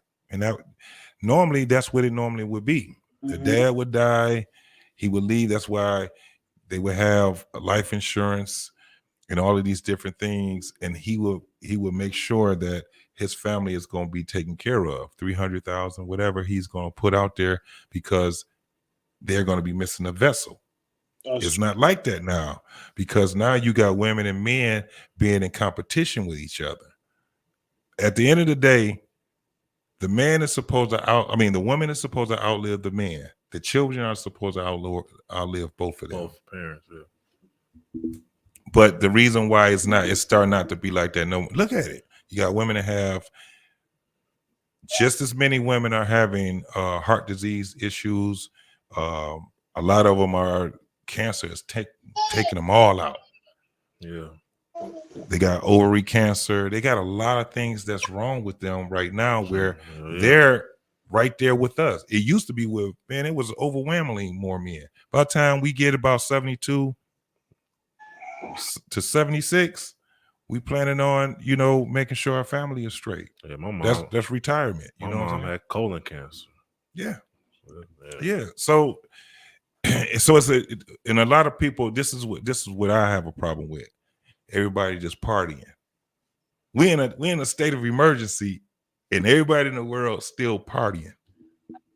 They doing the backslide, and these motherfuckers is out here having, they going to concerts and shit. You like, no, we in a state, and they be like, well, what's the solution? Start liking each other. Yeah. Like each other, be committed to each other, and start fucking. Start fucking. Fucking with Start fucking. Fuck with a purpose. Fuck with a purpose. Fuck with a damn purpose. Negotiate, then you fuck with a purpose. I gotta say, if this 63-year-old man said, well, fuck it, I want to have some more motherfucking kids. Look, before baby, I get the fuck up out of here, you ain't got to worry about nothing. I got you $3.5 million. There go my lawyer. Look. Shit. The daddy heard that. Like, what shit? Right, when the nigga said this, our father was like, what the fuck? No. What side dress you wear, baby? Right. He was like, hell no, Dwight. You nigga. Dwight was like, listen, let me tell you something, sir. All I want to do is take care of her. The nigga usually like, the father like, hell no. Can you just imagine? I need to see who the fuck the father is now. Yeah, I need to see how this nigga and him had a conversation. Oh, that nigga lay low. He ain't. Do we call him pastor? Do we call him Dwight? Hey, son. Hey, son. Pastor son. Wait, so that's what they call you son, because you sound sound like fucked one. up. You could be the great niece. That nigga he's probably still younger than. Yeah, the daddy younger than his ass. For real, listen. Can you put my name on the deed, son? If she's 18, bro, the dad gotta be my age. My oldest daughter's 25. Unless her mama fuck with a young nigga. Wait, my oldest daughter 25. My youngest daughter is 20. Ooh, she's shit. 18. The dad gotta be my age, homie. He be like, listen, sir. That's fucked up. That's a fact. That's my sir-in-law. Shit. That's my sir-in-law. That's my son, pastor son. Pastor son, sir, dad, shit, granddaddy, 63. Yeah, man, 63. Hey, what my man's called a dad. What's up, nephew? What's up, dad? So, damn, I don't know. Talking about keeping that is fucked up. No, that's goofy as hell, man. That's goofy than the motherfucker right there. That's goofy as hell. But damn, I'm just saying. So she called him daddy. She daddy, right? Old enough to be her daddy. Granddaddy, nigga. That's Do they both look? damn. No, or do she call her granddaddy? Yeah, when I no man, my daughter better not do that Yo. shit. I just be like, nah, fuck that. Like that's how I be having that look. They be like, Dad, this is my fiance. Who? No. No. I'll beat him up. I ain't gonna even lie. So I'm coming now. I'm in that. Me and him will be fighting. Hey, you gotta get in the blood. Son. Fuck that church and fuck him. I'll be me and her. I just be like, look, you want my daughter? You gotta get in the blood. I'll be like, we going on a trip, and we have been went on the other side of the world. I'm like, fuck that nigga. Nope. Yo, fuck who he is. Yeah, that's embarrassing. It is. So I can understand. That's why I said I try to be more, try to see it on both sides. That's funny. Because I'm like, okay, what is he grooming her for? I don't think that the man is out there going to do any harm to her. No. However, that shit's goofy, man. That shit goofy as hell. That shit goofy as hell. I don't want my motherfucking son-in-law to be 20 years older than me. That's some bullshit, man. And a pastor? It's a no anyway. My ass be like, so is he sick? Like, what's going on? Is he sick? What's going on? Like, the other funny thing about it, you can never miss church.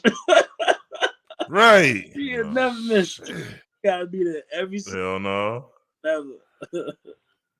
Yeah, man. That's all right, bro. I just wanted to see what you guys actually really thought about that shit, man. But that shit, man. It's I don't look at it the way a lot of other people look at it. That's my whole thing. I don't look at it as this is some crazy ass shit, because like I said, we can pull up if this show was a little bit longer, I'll be pulling up all kind of shit, man, on the culture of this shit, man. Like even like when you talk about like the R. Kelly and all that shit, man, you like there was a whole bunch of R. Kellys when we was in high school. There's a whole bunch of them in junior high. 12-year-olds. It was niggas that was hollering at 12-year-olds, man. I used to see it was this one girl named Nicole that I knew, and we was in the 7th grade, I think, and she was pretty as hell, and she would not talk to one dude in the school, and then we found out why. The nigga she was fucking around with was in his 20s. Shit, wow. That's crazy as hell, man. And she wasn't the only one. It was a lot of them like that, bro. Yeah, there was a lot of them. And it's just funny because they be like, yeah, I was dating this one guy and I was about 18 and he was about 34. But then they'll see some shit like that and they be like, that shit is sick. You be like, really? It's only because it's hypocritical. It's only because for a lot of people, it's hypocritical, man. You said what happened? Probably people tripping because you're a pastor.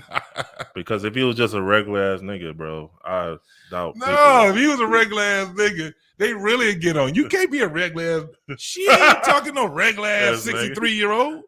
You can't be a regular degular dog. No. She been like, I can't do that. No, that dude got paper, man. And we ain't talking about because he got a couple million. His whole family got that shit on lock. Generations. So her kids. Shit, them the kids, her daddy and her mama. Daddy was like, I'm walking your ass down the aisle. Her mama don't want nothing, apparently. No, her mama wanted it. She said, don't put my name on it. But if that was the case, you would have heard her mama speaking on it. Ain't nobody else in the family. Like I said, that one family member is way over in Shreveport. The rest of them like, we already know what it is. It's Iowa. I ain't never been to Iowa. Hell no, it don't seem like it. I ain't never been there. It had to, because a lot of people say they've been to Iowa. You said what happened? So they're more conservative out there. It's a little different. Yeah, it's different. Yep. Yeah, it's definitely they're definitely more. That's a conservative state. Yeah. Iowa. Check this out, right? I don't know if y'all remember. You guys know Marcus Houston, right? The singer. Oh yeah. Oh, he married his wife 18. She was like, I think 18 or turning 19 or some shit like that. Yes. And only what 30, mid-30s, I think.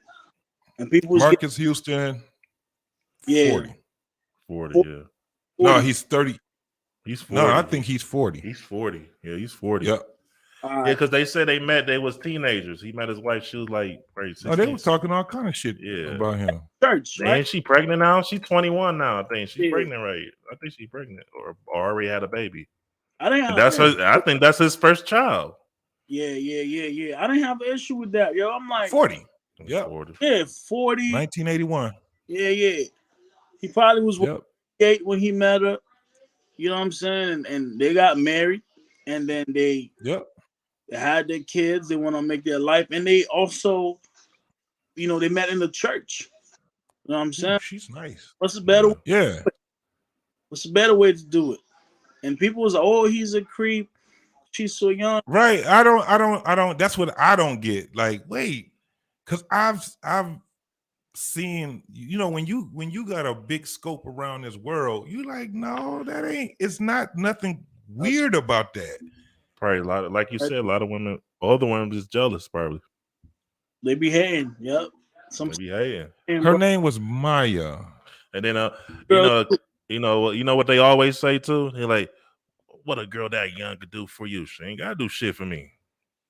She could do a lot. I mean, what I've been like, well, what would you like for her to do for me? Right. What she gonna do? Paint my house?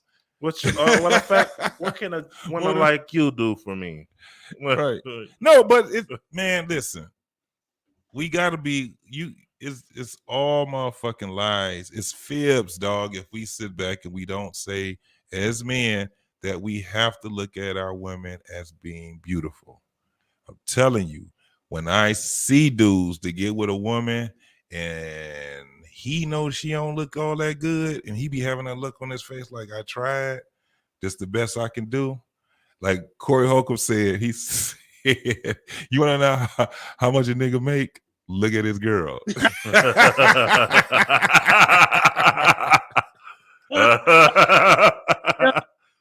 And it's crazy because he be going off, man. He be going off. But and he be like, but looks do mean something for us, man. Cause some niggas, I'm telling you, you see a nigga and he be just like, niggas be like, yeah, this is my girl. He got that look like looking down, man. Right? Yeah, she got a good personality. My beautiful wife. Get your ass out of here. My beautiful wife, Shirley. That was the best you can do. You got tired of not getting no ass. That's all that shit. That's that. I'm tired of not getting no ass pussy right there. That's it. Got me some consistent pussy. I got some consistent pussy. That's it. And I do whatever she says. Right. So, man, and men be looking, that's why, like, the rich dudes, that's why they don't go no less. Man, Hugh Hefner, once they turned 25, he let them go. Yeah. They had contracts, dog. They had contracts. How you going to be 78 years old and he had a house full of girlfriends, but they stayed the same age? 21. Yeah. 22. That was all it went. By the time they turned 25, he was DXing them. All right, you know what time it is. We're gonna have this party for a girl. He like, we're gonna have a party for her because she's getting ready to leave the mansion. She retirement. Retirement party. Yeah. So we gotta quit playing. Like Marcus Houston, he got somebody that was young and beautiful because he was playing the market, especially where he was at. That's a scary motherfucking life to live, man, to be, a star like that, R&B star, and you're known and you didn't get the girl that started out with you. Mm-hmm. So, you know what I'm saying? Once you have to start from scratch all over again for year after year after year, it's crazy. It's like they try to go. Remember, they try to go hard on Tiger. Yeah. Tiger who? Tiger Woods? Nah. The rapper. Tiger. Yeah. So that's already showing you right there where no, man, actually they like to get women that's a lot younger than we. It's just the nature. It's just the nature. But it's all. This is the craziest thing. You have a lot of men. Like when you see a man that's dating a woman that's like 20 years his senior, you're like, what you doing that shit for? Because even if she got money, it's like that's not enough to hold a man. And a lot of dudes, I just think they don't have the wherewithal to say no thank you, because the money that's not what catches us when it come down to women. Because when she got the bread and your ass is in her house, nigga, that's a kick in the ass where she be revving up. All you gotta do is piss her off and then get the fuck out. Get the fuck out my house. Yep, she running. Running shit. You ain't gonna be handing me no goddamn money like you giving me a fucking allowance. Fuck that shit. Right. That's why people got mad. Like with Monique, right? Her husband is a little bit younger than her. Oh, really? Yeah, a little bit. He ain't that much younger than her. He right there, but he's a little bit younger than her. However, Monique, she had to come to the realization of what her value is. You know what I'm saying? She had to actually say, okay, I got bread, I got money and shit, but that's not what's going to keep this man. That's why she tried very hard to be able to give that man all the power that she could. It looks crazy to the world, but what she do? She called him daddy. She made him her manager. Mm-hmm. She did all these things because she understands that if I don't be submissive to this man, especially at the age I am right now, this motherfucker gonna use the shit out of me and then he gonna leave me. But if I go ahead and submit to him, if I go ahead and give him, and you know how hard that shit has to be at 40, 50 years old for a woman to sit back and be like, and especially after all of the hurt that she had to deal with, relationship wise and all these different things. Mm-hmm. So it's a lot of healing that she had to do. And what she had to do was be 100% honest with that man. I seen it. Because that shit looks goofy to the average person. She got her little podcast and she'll just be like, yeah, daddy, and whatever. And people be like, why you always calling him daddy? You know that shit seems creepy. A little bit. But if you actually understand where she came from and where she's at right now, why not? Money don't mean a whole lot to her. What means a whole lot to her is security. Security, yeah. Having somebody in your corner. So when that shit was happening with that's why she had the courage to sit back and say, you tell Oprah and Tyler Perry and Daniel and all these motherfuckers, they can, you know what I'm saying? She had the courage to be able to do that shit, but she couldn't have did that shit by her goddamn self. And because she would have felt by herself. Yeah. So if she in the trenches and that man is in the trenches with her, no matter how much they be fucking up, they fucking up. And that's how I look at it. He fuck up her motherfucking like people's like she's fucking up by letting this man be her manager. He gonna be fucking up a lot of deals for her. So what? So what? Let the nigga fuck her deals up. That's her fucking husband. Nepotism is in effect. She already done dealt with the other shit. She done dealt with having managers and motherfuckers. She still got shitted on. People just want to say shit too. But check this out though. That shit actually is about to pay off because 50 want to put her on his show. He already got her on the show. Already got on the show. About to put it. Yeah. She's filming already. So absolutely, because they were blackballing her. She's hard to work with, all these different things that they was. So what? I don't give a fuck. You know, they even said the same thing about Nick Cannon's wife, ex-wife. Mariah Carey. That was the dopest shit in the world, though, by the way. To set out to marry your idol. You go from having pictures of her on your wall and you set out to and married her. Not only did he marry her, had babies, then divorced her and ended up being good friends. That's some shit. That's some dope ass shit right there. That is. He made it where she can't remember, because when she left him, she tried to go back to those old, because you know Tony Matala, I think that was his name. It was a dude that she was with before. Yeah, the real old guy. He wasn't real old, but he was an older guy. You know, but all these dudes got money. Yeah. So for Nick Cannon to be able to do something that powerful, I was like, damn, that's a dope ass move right there. I tell that's Nick, a dope move.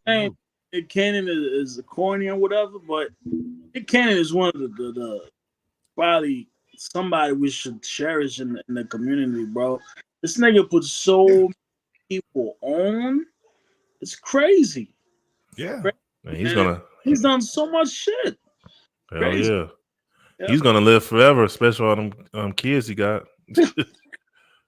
You know, he set out for that. If you look on his podcast, he got a podcast called Cannon's Corner. Cannon Corner, yeah. And when he was talking about it, I think with KRS-One, I think him and KRS-One was having it. I think it was KRS-One or it was Brother Reza. One of them, where he was saying he was explaining. He's like, man, you know, when he had, you know, found out he had lupus. Then he had, you know, the shit that happened with his kidneys and stuff like that. Mm-hmm. And he was like, nah, he was like, I was near death. Mm-hmm. He said, and ever since that time, he was just like, nope, I'm about to just start living life like I got tomorrow to live. And one of his biggest things was that he wanted to have as many kids as he can. People think he just doing it with all these random women, and it's not. Nah. These women he been knowing had, he already, because he explained it. He said, no, I've always had relationships with them, just like, but in order for him to have done it, he had to have an understanding with his wife. Because that's, you know, he like, I can't sit back and I got all these kids with these women right here, and the women that I married, my first kids I have with, me and her ain't straight. But I don't think they never was not straight. You know what I'm saying? I think it just got to the point where they was just like, yeah, we better off, you know what I'm saying, being out. Because think about being in that type of a lifestyle. She's always traveling. He's always traveling. Yep. And they barely seeing each other. But when they do see each other, wouldn't it be straight for them to just sit back and be like, we can enjoy each other, instead of saying, well, you were supposed to have left the kids here, or I wanted to see y'all. We were supposed to. It's like they be having rich people shit where you just be like, I couldn't do it. It'd be some bullshit. Like, so who give a fuck? Like, right. So they take each other off the pedestal, and they end up just resetting the narrative. And that's basically what it was. But you will hear him when he talked about it. And one of the things I knew that was really dope about Mariah Carey is, but she ain't never said one thing about her and Nick in the tabloids or anything. She like, nah. So if they was beef, you wouldn't have known. You wouldn't have known. Yeah, you're right. I never. Yeah, you wouldn't have never known. That's so that's where. So then that goes back to, and the reason why I'm doing this shit is because that old man shit. If he ain't, look at all these people that's the same age. We got another one point in case. Kanye West. Kanye West, he's a billionaire. Matter of fact, I think his net worth is what, 6.6 billion net worth? He said 8, but I don't know. Okay. Yeah, he say that he say right. I mean, shit, 1 billion is out cold. Yeah. So he's filthy rich. He has children with a woman that's also filthy rich. And he's trying to say that he has regular people problems. No. It's kind of fucked up for him to even try to use those issues. Oh man. That's why I wanted to like, and I fuck with Kanye heavy, but it's like, yeah, I mean, like, bro, you can't know. You're not the average dude that deal with this situation. Like honestly, you shouldn't even have to deal with this situation. You shouldn't have to put it out there in the media. Like, but what is the situation? Because I was on. I'm just saying, if it's a really deep situation, like you in the position where all you gotta do is handle that shit in the court. You know what I'm saying? You shouldn't have to. He can't handle shit in the court because she ain't did shit. Think about this. No, I'm saying is if it's really an issue. But that's what I'm saying. Yeah. He's making up issues. She keeping me from my kids. Nah, they was just at the game with your ass just yesterday. Your ass all the way in fucking Wyoming. Ain't nobody chasing your ass around in goddamn Kanye But check it out, to though. Wyoming. It looking like some Fight for that. some female shit. He's had to fight. Huh? He's had to fight to even get the opportunity to, to be with his kids, right? This is no, because think about this. He got 3 of them, right? He got North, and then he have, or is it 2? He got 4. I think he got 3. No, he got 4. He got twins, right? Then he got 4. Do he got twins, or is that got 4. Jay-Z? Yeah, 3 or 4. He got 4, of them. 3 or 4 children, right? Yeah. So yeah. So the thing is that hell yeah, he gonna have to fight for it. First and foremost, he knew the pedigree of that woman. Big facts. Yeah. He The world knew the he knew the world pedigree. knew of that. No, I'm talking about he knew the pedigree of that woman. Again, she out here she's in competition, bro. That's not a submissive motherfucking woman. That's a woman she making just as much money as he making, probably more. Yeah. Which means she's way more competitive, right? Which means she has different traits that's going to, especially with him. He got ADD. He got just a couple of things that's wrong with him. That's why it's like now, and they don't see each other a lot. Yeah. So they're gonna have the problems. He should have already understood that that's what he had to go through. Go through the course, nigga. Yeah, just go if it's Go really through that, the courts and fight. Yeah, if it's really that deep. That too, yo. Like if she wanna keep giving you these issues when it comes to like seeing your kids, take that shit to the courts. Take it to the courts. I mean, and plus it really don't. I don't see it benefiting her, like not allowing him to see his kids. Like I don't see what she get out of that. Like this is the thing, though. Petty, bro. The women be petty. But I know, I understand that. But it's like he said, like I was kind of like that at first, but for her to be having this old clown ass nigga, what's his name? Oh, like, PJ, yeah, that's some clown. yeah. Yes, yeah. It's like, and he just being at a the young end of the nigga. day, it's kind of like you got to tell that nigga, be like, look, that's my kid's father. It's something totally Yeah. different. I don't give a fuck. You're right, Don't put yeah. my shit out there. But for her to have that clown ass nigga doing what he's doing and she ain't checking his ass, checking his ass. like the way you have to check a motherfucker like that, you have to put it in the motherfucking in the media. Because they move very strategic, these people. Yeah, they do. Her and I'm pretty sure she confirmed it and said, yeah, send that shit out. Tell me in my right now. Hell yeah. Again, yeah, these are. It is funny because it's not rich people problems. Mm-hmm. It's the message that they send to the motherfuckers that's watching it on stage. You know what I'm saying? Yeah. And I'm just convinced that Kanye actually is staging a lot of this shit. I'm just right there because that motherfucker 20 years he had old boy filming that goddamn documentary, and that was crazy too. That was out cold. But the craziest part was that I thought it was Kanye's ideal. It wasn't. Yeah, I thought that too. That was Cootie's. No, they had to come to a deal. Because I don't know. We talked about it before. I was like, man, people like Kanye, they're not terrible people at all, man. They actually are really good people. They do great things for other people, but it's like they're like electricity. They work good when you flicking on and flicking off the lights, but you can't get close to them. It's like you get close to them, you're gonna get your ass electrocuted.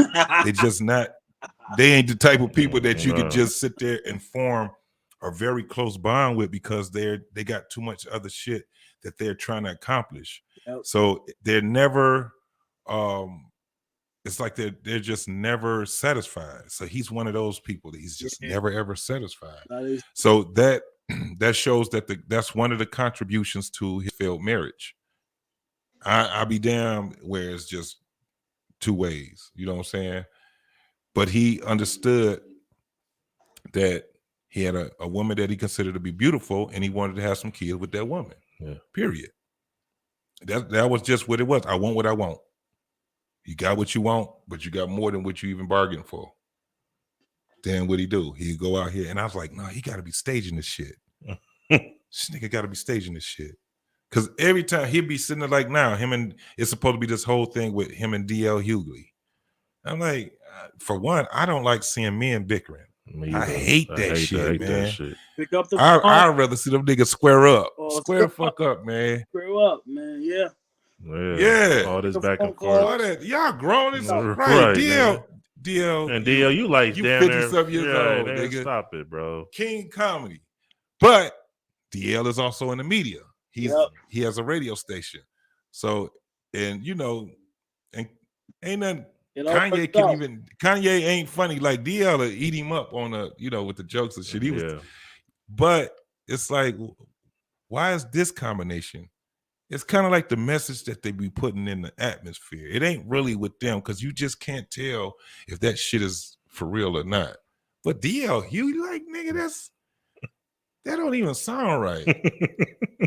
You like it never sounded right to me for a comedian to be beefing with somebody else.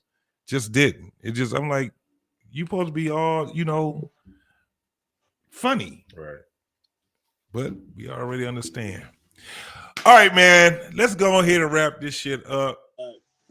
That was basically all. Like I said, when it came down to the damn pastor, man, it looks goofy is all I can actually say. All the rest of that shit that people were saying, I'm like, I don't give a fuck. I don't give a fuck about all that shit. It ain't my daughter. That's all. So I don't give a fuck about it. Because I'm gonna act a little bit different. Yeah, for sure. Sure. So I am biased. Till then, I ain't gonna even lie. I am definitely biased when it comes down to it. Till then, you know what I'm saying? I don't give a fuck about it. The way I'm thinking right now, it's a liberal thought. Yeah. When it come down to me and mine, I'm thinking conservative now. Nope. That's my conservative way of thinking. Nope. Yeah. Well, hell no. When am I the fucking judge? Right. Right. Where am I? We just, as long as it ain't me. Do your thing, girl. Right.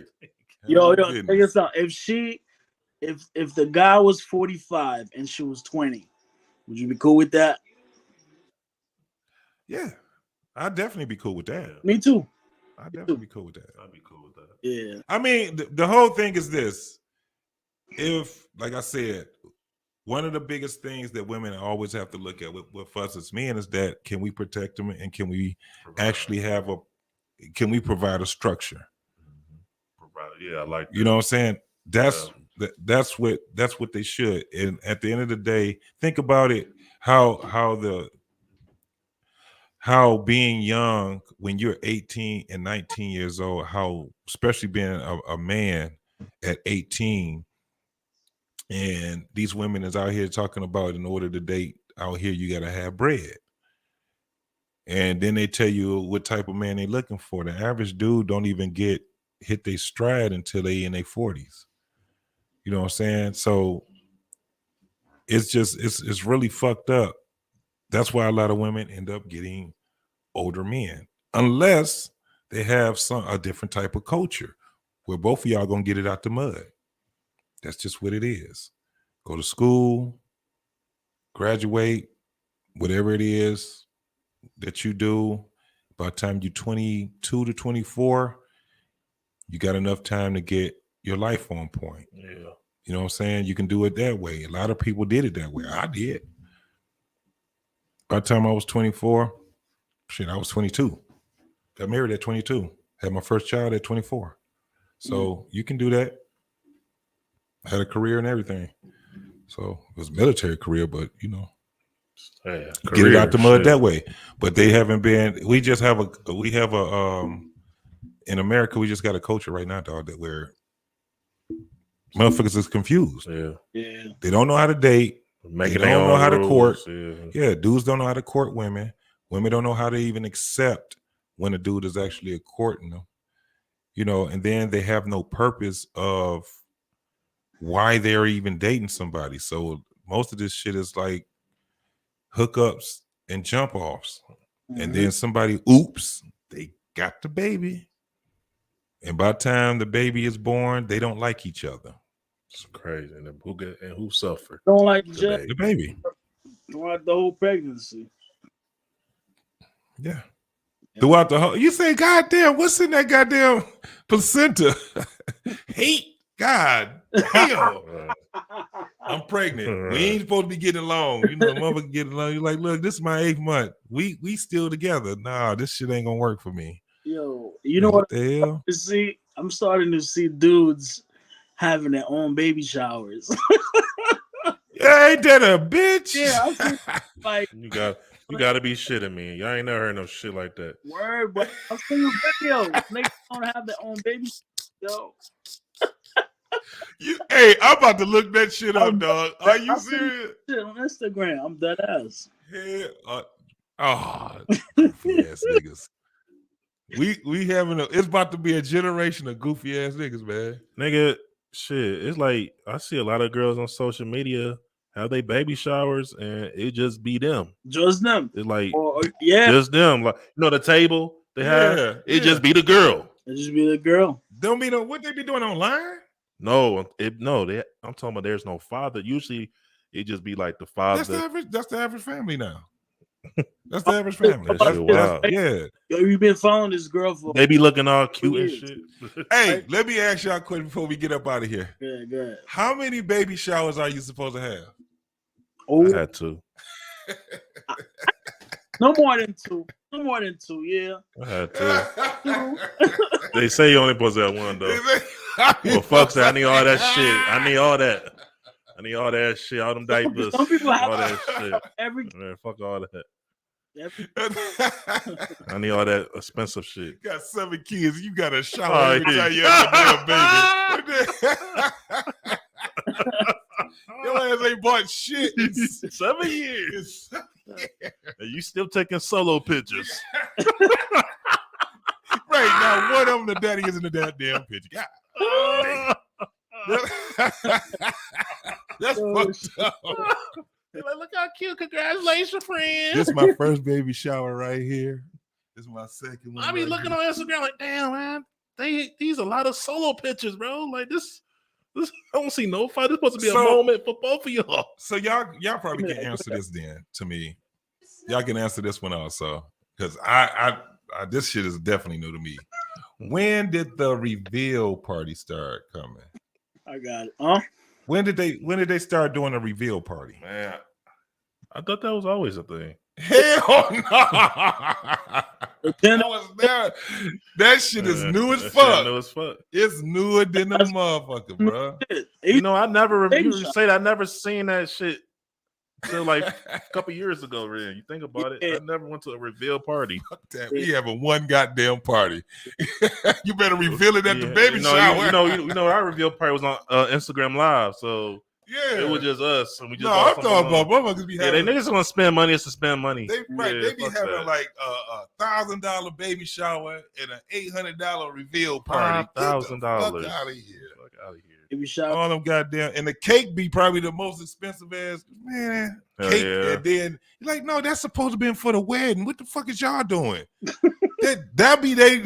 You like that's a wedding cake. And that shit ain't cheap, bro. Like the balloon shit, pop that shit at least almost $100, bro. Right there. Yep, that shit is super expensive. Damn. Yeah, bro. What? Hey, man, I'm trying to get this together, bro. The matrimony show about marriage, the real true meaning of marriage. And so I'm definitely gonna be getting with you, your wife. I'm trying to get some other YouTubers to be able to come and join in, some cats that actually deal with these matters. Yeah. And it's gonna be pretty much the real meaning of weddings and you know what the significance of each part of the wedding, what it all entails and why you do certain things, and then the actual matrimony itself, the actual marriage itself. Mm-hmm. And I want to be able to break that down, have somebody else to break it down also, and the reason why, so people can actually understand what marriage actually is about. Yeah. Mm-hmm. And it ain't, because a lot of people think marriage is about, you know, the moment that you have, so you can have that tic tac moment that where y'all got everybody doing the motherfucking routine and shit. What was that one tonight? What's that song they was doing? Everybody doing that goddamn Shalimar dance. What was that song? You just did a new edition? No, Shalimar. Oh. What was the name of that song? Tonight is it's Shalimar. I don't know who the hell is Shalimar. You don't know who Shalimar is, Hell but no. you'll see a lot of people's doing this shit. But yeah. Shalimar songs. Watch this shit. Night to Remember. How she knew that shit? Night to Remember. Yeah, I can't play it all because we get tagged, but yeah, man. But yeah, good show, man. Nah, great show, great discussion, man. Yeah. Wait, yeah. Hell yeah. Oh yeah, I know this song. That song. They be doing that. Everybody was doing that at their wedding and shit. Everybody was doing that shit at their wedding. Yeah. Oh yeah, man. Episode 11, man. 11 episode.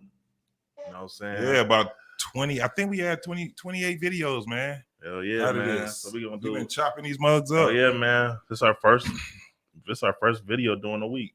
So hell yeah. We're gonna do another one. And it's funny, everybody doing damn goddamn shows tonight. They've been doing shows, man. It's been YouTube been off the chain. Oh yeah, bro. Like today, it's just been off the chain. Hell yeah, man. But I can't wait, man. You let me know when y'all ready, dog. We about to go ahead and help you guys get set up. We gonna put everything behind you guys as much as we can, man. Gemini Talk Podcast. Yes, sir. YouTube channel coming soon. Shout out your shit, man. Shout out. Yeah. Definitely check me out on Gemini Talk Podcast. We talk about relationships, just like family structure and all that. Some, definitely some financial tips as well. We're on Spotify, pretty much any streaming platform. You can check us out. Gemini Talk Podcast, man. And I just want to say thank you guys for having me tonight. Great discussion. Can't wait to come back. Oh yeah, man. You welcome anytime, man. Anytime, brother. For real. Anytime. You know what I'm saying? We doing 12 episode 12 Saturday. Yeah, we should. Yeah, but Saturday we're gonna be doing that. So we're gonna try to come up with a pretty good show. But I'm telling you, the one I don't want to do it. I just want to give people a heads up, but because I do want to do that relationship, not the relationship, but the marriage podcast. Yeah. Trust me, dog. That's gonna be a dope one right there. Yeah. It's gonna be a pretty dope one. But I just got to do more research myself, so it can be a great show. Absolutely. Yeah. Follow us. Make sure y'all follow us on Instagram. What we know _podcast. Follow me on Instagram. Thankful _Robert. Follow me on Instagram at DJ_JIGTYTE. DJ Jig Tight. You can also follow me on my other YouTube. Matter of fact, I'm gonna start having my link on here also. The other YouTube channel. I ain't figured out what we're gonna do with that one yet, but so far it's just the DJ. I thought I had underscore. It's not even an underscore. DJ Jig Tight. That's DJ JIGTYTE. Matter of fact, if you can see it in my if you're in the StreamYards, I have it right there. I don't know if they can see that. Can they? You never even looked at it on there. Yeah, I never looked. Jeff, can you look? Do you see on my? If you look in the chat room, do you have the chat room up? Yeah. Do you see DJ Jig Tight on there?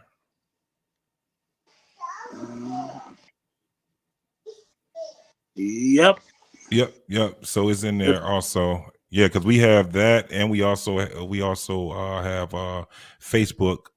It's James Dunlap on Facebook. You can see all of these things. Is I'm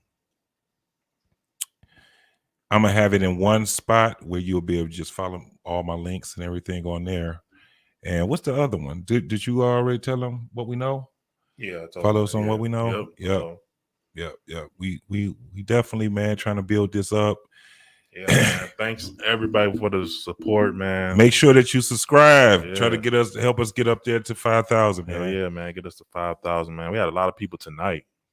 Yeah, a lot of people. absolutely. We had, I think I saw we had like 1,000 likes. God damn, likes. 1,000. God damn. Oh, y'all doing a damn thing. That's what's up, yo. You know what I'm saying? Like, grab me, keep shit. Y'all gonna learn something. Absolutely. Thanks, man. Appreciate it, man. Shit, I would say the fast. Oh no, I mean, I say the Fast and Growing podcast in Michigan. You said Fast and Growing podcast in Michigan, not Detroit, Michigan. Just want to quit little flex. Man, you know what? You got your Seinfeld. I was gonna put my friend's T-shirt on in there. That shit would have been funny as hell. Right there. Yeah, like Friends. Who? Yeah. Hell yeah. Hell What? no. The only reason why, man, because when I was in Germany, I didn't see Friends. So when I came home, I was trying to catch up on a whole bunch of shit. A lot of shit I was looking at. I came home in 2000. So I came home, man. I was looking at shit that probably was out for 10 years already. I only watched Friends because niggas ain't had cable. Yeah. On Netflix. All right, man. All right. It was a real doozy up in here, man. We had fun talking about the old dude. And hey, man, this week we got another show on Saturday we're going to be doing. So y'all stay tuned for that. And yeah. Hey, then we're going to talk more about parenting. You know what I'm saying? I know a lot of older folks, you know, felt some type of what I said last show. Oh, I got something for y'all asses. So that was the last show, just a tap on the fucking hand like you did your kids. You know, it's going to be their ass whooping coming soon. Yeah, so. All right, brother. Yo. I will see you later, Joe. All right, bro. Hey, man, you take it easy. All right, now. And everybody else, hey, it was real. We out of here. We out of here. What we know. Episode 11. Yes, sir.